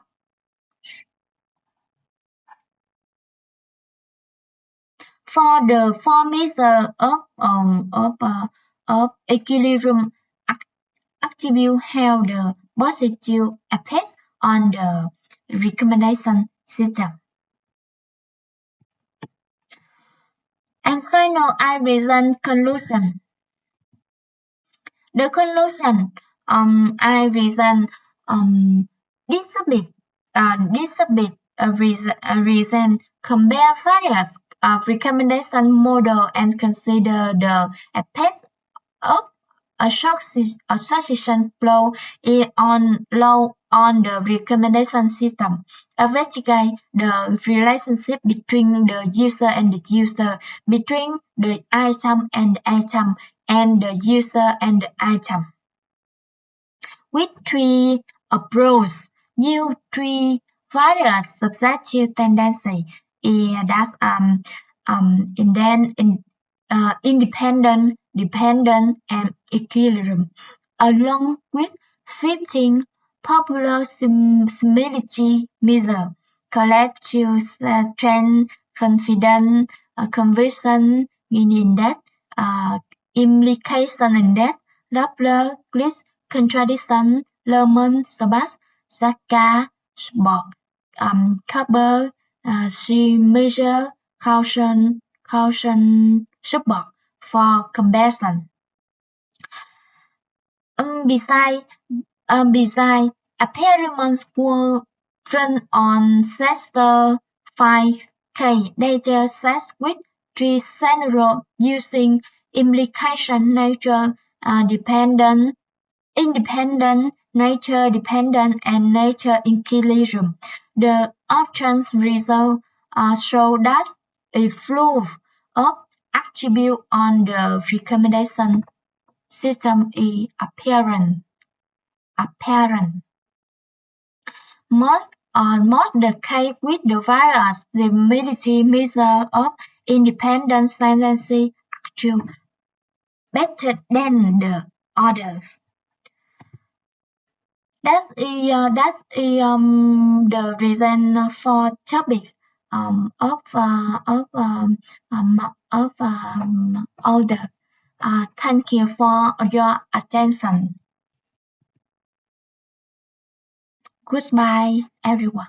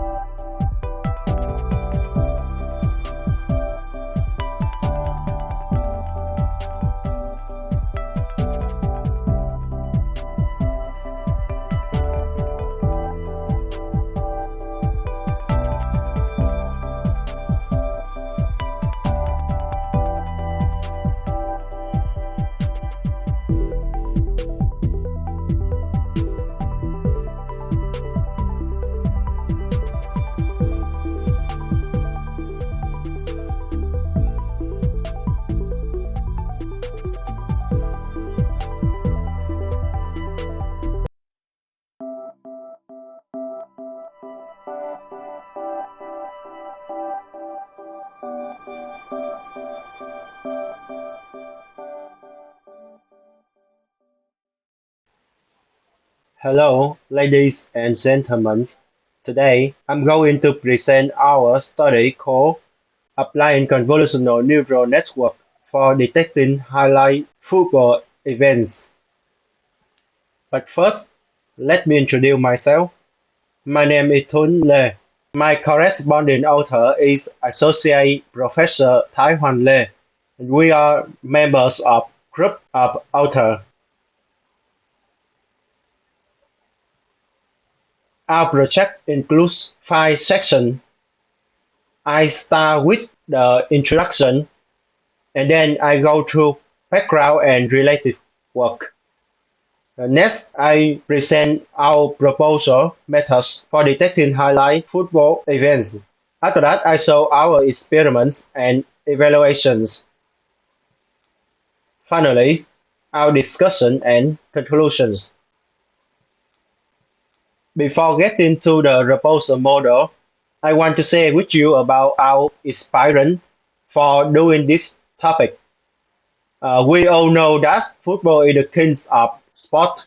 It draws a great attention from millions of people. They need it to gather information, collect statistics, or simply review highlights of football match, such as number of corners, what situation lead to the fouls with the number of red, yellow card received during the match, and of course the most adjustment for goals. With 90-minute match, they just need 10 to 12 minutes long clip for highlight events. Hence, we propose a model based on convolutional neural network developed from work of group of authors in conjunction with adapted threshold and wrongly validated dataset retraining, and the methods for synthesizing the result.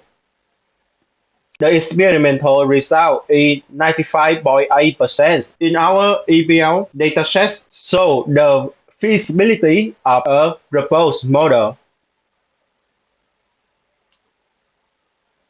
There are many projects and papers related to our study. As you can see, figure 2 is a CNN image classifier model inspired by Lee Sun-kun with architecture network in 1988 named Convolutional Neural Network, which now has been used in various range of activity in practice problems such as translation, medical diagnostic, image classifications, and object recognition. So that in this study, we build a CNN model using Nest.js, which has been used within the web browser as an open JavaScript library for training deep learning models. And the most blessed thing is that we run this model without review. As we mentioned earlier, identify highlights in video clips, especially football, is deeply and widely noted. I'd like to give you some related work, as you can see here. We did research on many different studies. These studies you see on the screen propose model based on deep learning such as CNN, RNN, long-short memory, and they come to many achievements in detecting goals, red, yellow cards, substitutions, and others.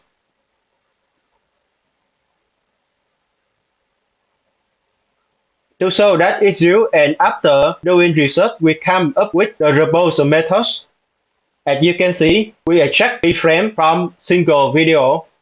After pre-processing, we use proposal model to classify, then combine with evaluation methods called adapt threshold and wrongly validated dataset retraining to get final result.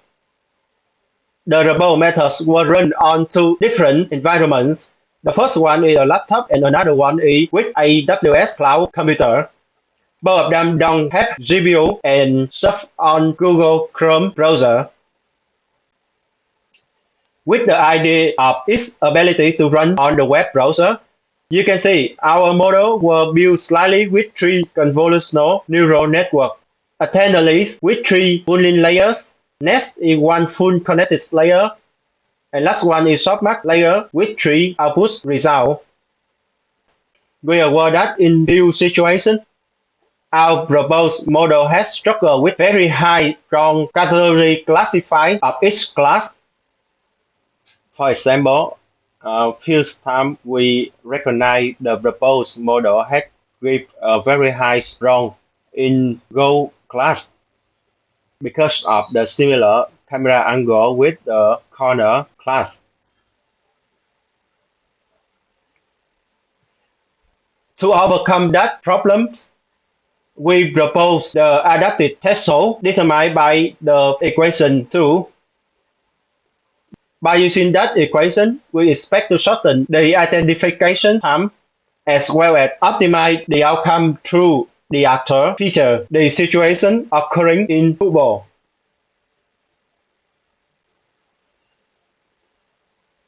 The second method to enhance performance of model we call wrongly validated dataset retraining. We recognize that some data were already labeled incorrectly, which leads to the idea that we will collect them off the new dataset called wrongly validated. Then we retrain them with the proposed model. We hope to enhance the model how it can recognize the difficult situation, angle, some of noise data, and make it better. The results obtained are positive, improved, and will be presented later on.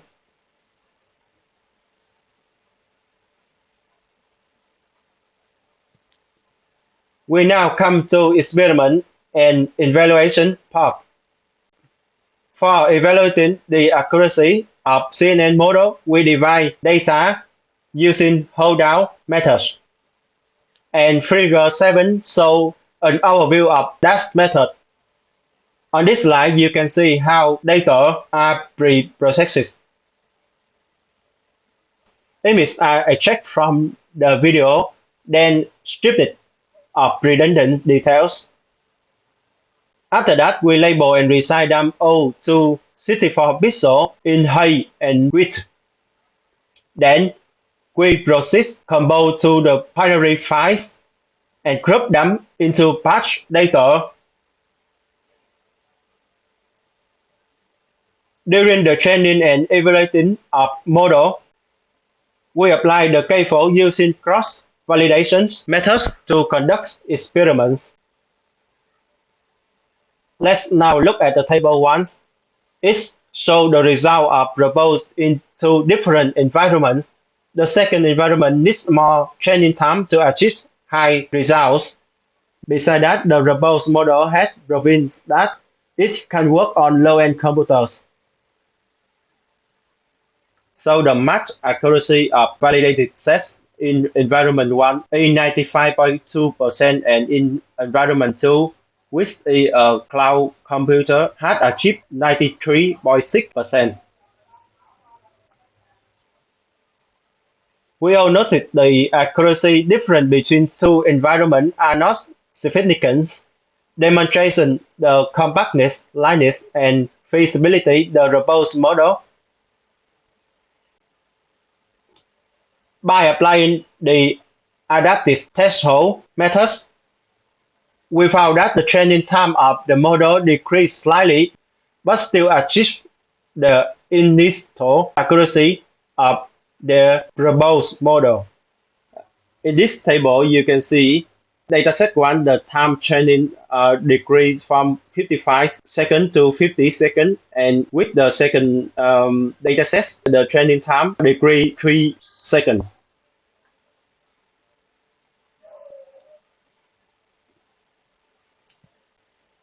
Take a look at this table.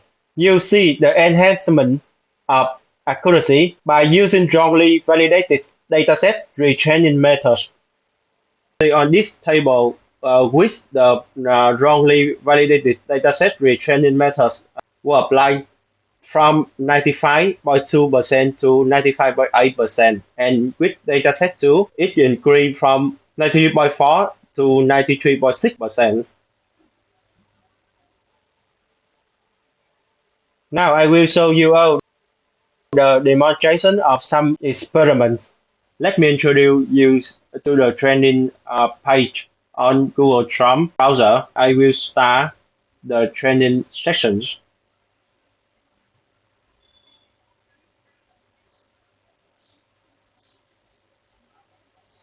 As you can see, it can work well on my laptop. My laptop has 8 GB RAM, Intel chip with Core i7 Series 3000 is parents of Intel company.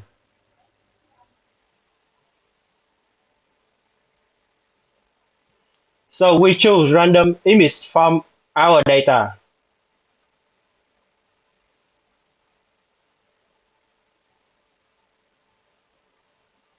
So we try with Stafford test folder and in corner folder.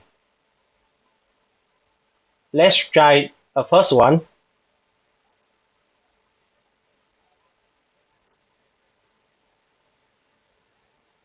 It's come to price prediction. Here.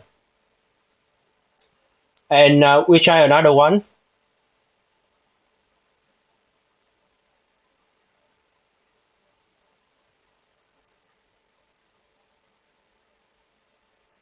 With the same angle. It comes to price prediction too. We try the last one.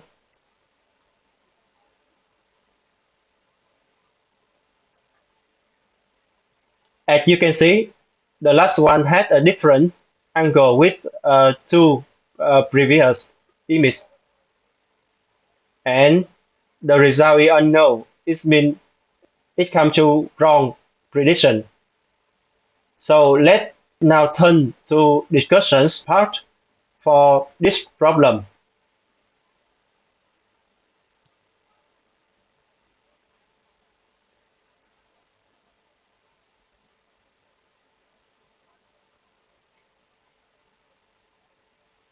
Firstly, I want to discuss with you about using the repose model to recognize other difference highlighted in football. And if possible, we want to apply it to other sports.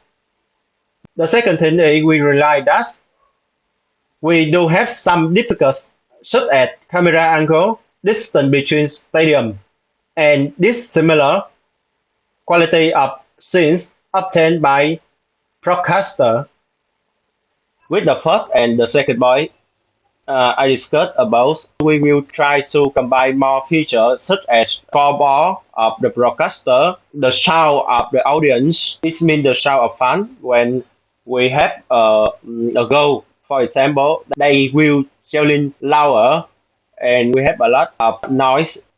And finally, we can use the low frame when the broadcaster will repeat some scenes. They think this is a highlight of the match and they want audience to consider what happened.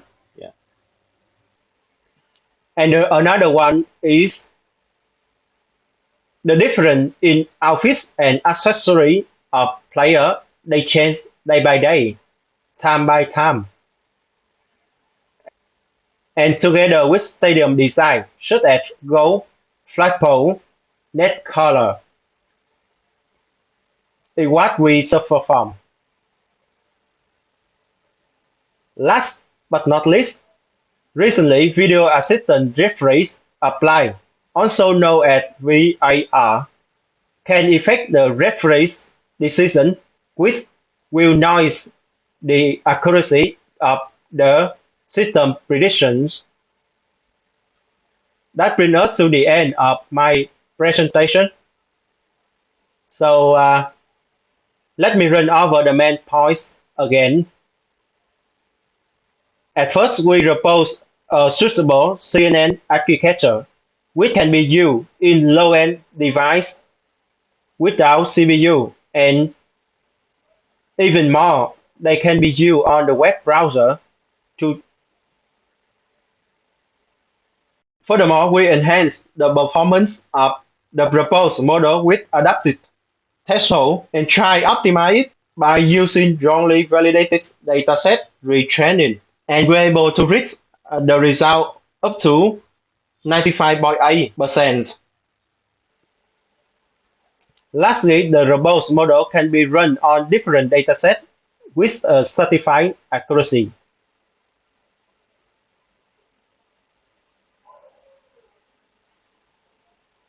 Thank you for your attention. I'll be glad to answer your questions.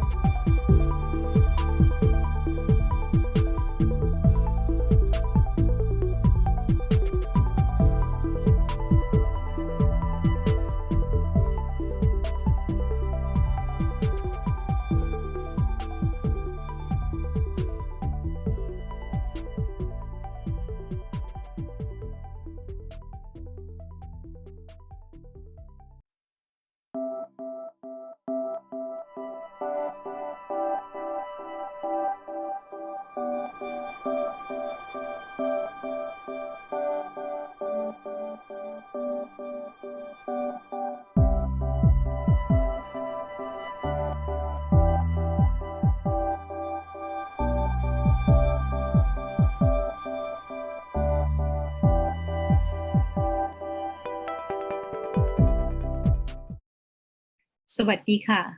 Hi everyone. My name is Waralak Mudewang Siricharan. I'm from Bangkok, Thailand. I'm a lecturer of Silpakorn University in Bangkok. I'm very pleased to be with you guys in the Iccasa 2021. And I'm very pleased to be a part of the presenters of the paper that published in the proceedings this year. Thank you very much, the committee and organization that give me the opportunity to be a part of it. I would like to share my screen now. Okay.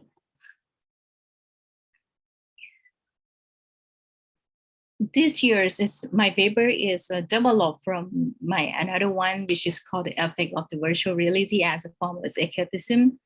And this year I'm kind of like have some the confirmation and would like to write things about the gaming as a bad escapism, because and in the previous versions of my work, I'm kind of lean into escapism is probably good or bad, but now it's kind of like lean and can be confirmed that it's quite have bad effect for especially the young people. And it is my name. You can call me Luck, and I'm in the faculties of Informations and Communication Technologies, Silpakorn University, Bangkok, Thailand, and it is my email. Yes, can the gaming be the bad escapism? In this paper, I have the abstract saying that the computer game is considered as one of entertainment activity. For many people, it can be sure. Therefore, the several people can use the technology to free from the real world, as the usage has been increasing rapidly because of the emerging of the latest technologies. There's a lot of it, especially the mobile phone, as well as the increasing speed of the internet, right? We have 5G almost every country now, especially in Asia. However, as the usage has been increased, video games and social media can also have the advantage, which individual can also avoid that. So the people start to develop habits of the escaping from the reality using the video games more than ever than before, because now it's kind of like the generation we call the digital era. It is especially for understand that escapism is the reasonable defense reaction, right? So it's occur as a result that the people try to protect themselves from the troublesome, from the hardship, from the irritation, from the sadness and all kind of things. So such action can also call the survival mechanism, which is beyond using the sort of just relaxations. Even though being away from reality is using the internet can also have the positive and the negative side at the same time. But living with escapism will produce denials and inabilities to interact with the real world. It can be that because they're just like deep into whatever they're playing it. The form of escapism, especially we know that they have two forms of escapism. The first one is the positive view, which is the positive form is to feel exposed to the new environment and explore the new contents, which allow the individuals or the people to see the places to visit in order to cultivate the freedoms and adventures and like entertaining. The positive escapism helps the human a sense of the pain and disappointment in the real world. That is everyone trying to do it. Like we go to hiking and we go to see the movie, we read, that is how kind of things. But in the negative side of escapism, the negative escapism happen when the individual trying to get away and to feel more secure, or as the matter to forget the real life encounters or issue. The negative escapism prevent the human from doing the exertions necessary to help in growth, because they just stuck into whatever they experience in that kind of activity that they kind of just like go through it. And this is some of the reason that the people play the video games. You can see the pink line here. It's just the first choice they define the most of it is for entertainment and for the break for everyday life, escape realities, break from the straight, social, competitions, and reward. From these pictures by Nobi, the research from year 2019, it showed that the main reviews on the reason of the game playing, video game playing, or the internet games, which escapism have the rank as the first choice among 15 sample out of 393. Whereas the participants believe that the main advantage of the video game playing is rather than the entertainment. I'm kind of speaking for, like my own experience. I used to play some games.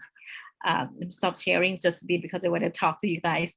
I want to experience how to be the user of the game. So in the lockdown time, I just playing some game called Gardenscape and Homescape, that kind of like decoration, the room and the garden. And it's quite interesting because whenever I have a free time, I'm gonna think about it and I'll come back and play game on and on. And my husband said, what you doing every day? I said that I'm testing myself by playing game and let's see that how can it affect me, so on and so forth.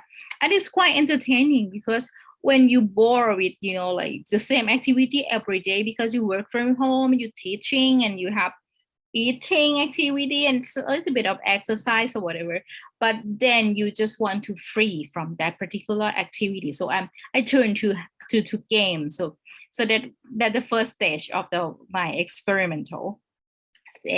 Let's see next. And that particular individual negative escapism can have a mindset thinking that the world may be the crucial place. And for example, like myself, I think this lockdown is bad. So I'm turned to the game and can be difficult to handle and starting to rather procrastinate more the real life activity and perform the routine of the gaming. It's like I'm playing it every day without being able to accept the sense of the reality that you shouldn't do it every day.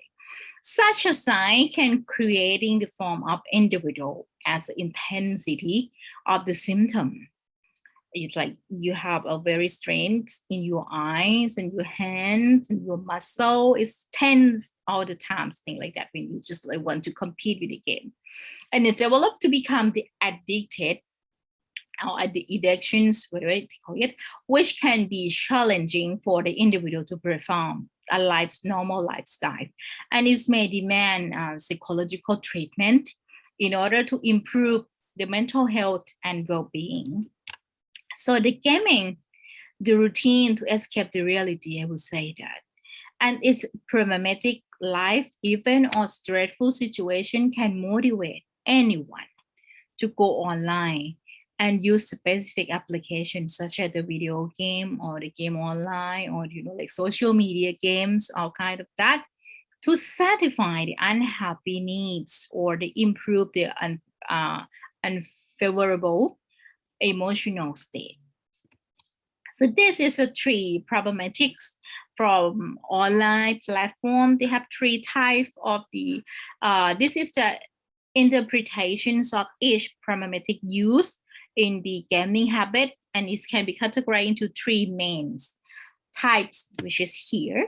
The first type is gaming disorder. They have a problematic cause is with excessive gaming with report from self and related to addiction. And the treatment is either cell or the family report on the addictions or the clinical treatment. And measurement of scale is depend on how addicted they are, like the addiction scale that they have IGD and PD. It is a level of it. And you can interview to see that how much they affect the people that get addicted by them. Or internet addiction, I think that a lot of people have it right now because it's intensive time spending online, especially we work from home right now. We depend upon on the internet working. So more than average screen time that you spend on the online. And the treatment is a critical professional help on the cause of the problems. And the measurement scale is scale on the internet addiction and IPU and the interview as well. How about the other problematic cause? like problematic uses regarding time spent or attention on games. And the treatment is specific interviews and the single diagnosis on symptom and the measurement scale on each game and the internet uses. So this can be varied, but it's all very bad. On May 25, 2019, it's been confirmed for all around the world. It had been many years that we have a doubt that our young people or even ourselves that playing game is a good or bad escapism. And once it's announced, we can be confirmed by the WHO, the World Health Organization official word to adopt the latest edition of International Classification of Disease to include the gaming disorder as a behavioral addictions. Oh my goodness. It's just like be confirmed that it's very, very sure that the game is absolutely not the good thing to be, like obsessed with. I'm sorry, go back to speak. So during this activity, WHO declared that the gaming disorder as an official mental illness in the version of the draft of ICD, but eventually then the full report is going to be confirmed in that particular year. So what is this gaming disorder? What is the proposed symptom that you can notice that these people have some problem with it? The first one is preoccupation with gaming all the time. Withdrawing symptom when the gaming is taken away. It's like they're screaming and they're just very angry, or they just want to just let the phone or the device just go away. It's not possible, like sadness, anxiety, or anger. You see a lot of children being like that. And tolerance, the need of spend more time gaming to satisfy more the need. It's like they want to pay more and more and more. An inability to reduce playing, unsuccessful attempt to quit gaming, and also the giving up the other activity like going out with your families or even eating. Loss of interest in previously enjoyed activity due of the gaming. Like you go out with your friends or you have a small party at home, something like that. It's just, oh, no, I want to play only games like that. And continue to the game despite all the problems. You see the family members, it's just like they don't care about anything. Anyone talking about to let you stop playing games, just yelling at them, something like that. It's about the amount of time spent on gaming and the use of gaming to relieve the negative mood, such as guilt or hopelessness. The risk, having jeopardized or lost employment or the relationship due to gaming. There's a lot of it. So that is gaming disorder. So the conclusion come to our mind that, all right, in the paper, just like I wrote a lot of confirmation case and the case study about the effects of the game in very negative way. But in this talk, I want to point out just in a short period of time to you guys that it is considered a complicated issues, as sitting over 6 hours a day can increase the chance of experiencing death, more than moving individual due to the lack of movement. So don't sit in the long hour. Even now myself, like we working a lot on screen, and there's a lot of sitting. It's not good for you guys.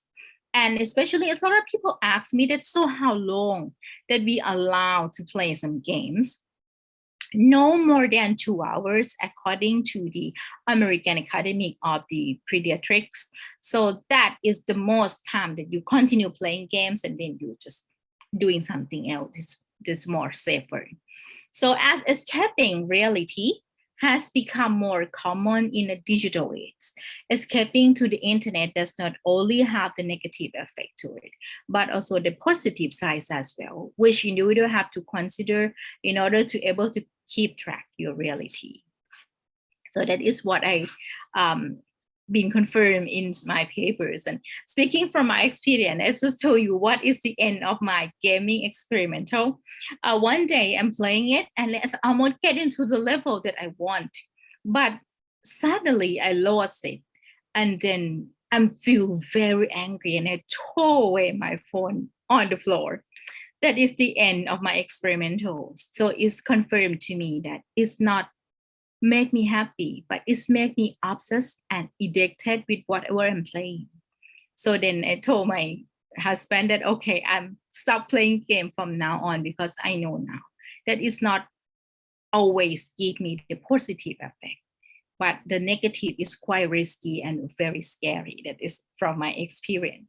So thank you very much, everyone, for being with me and listen to my talk.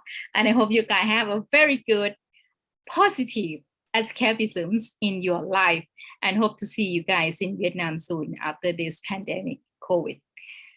Thank you very much. See you guys soon. สวัสดีค่ะ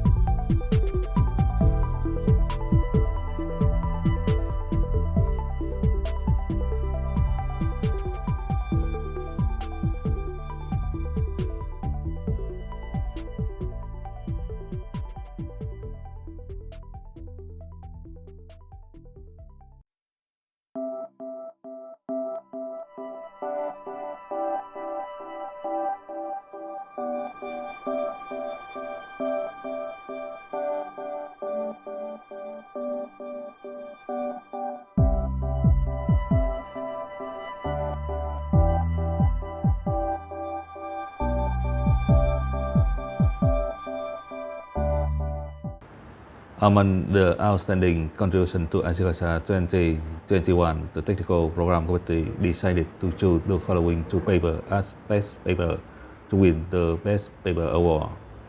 The first one, with the title of Blockchain-Based Governance in Fractional Ownership Mitigating Zero-Sum Game through Decentralized Autonomous Agent, written by authors Kumina, Johnny, Peko Gabriel, and Sundaram David.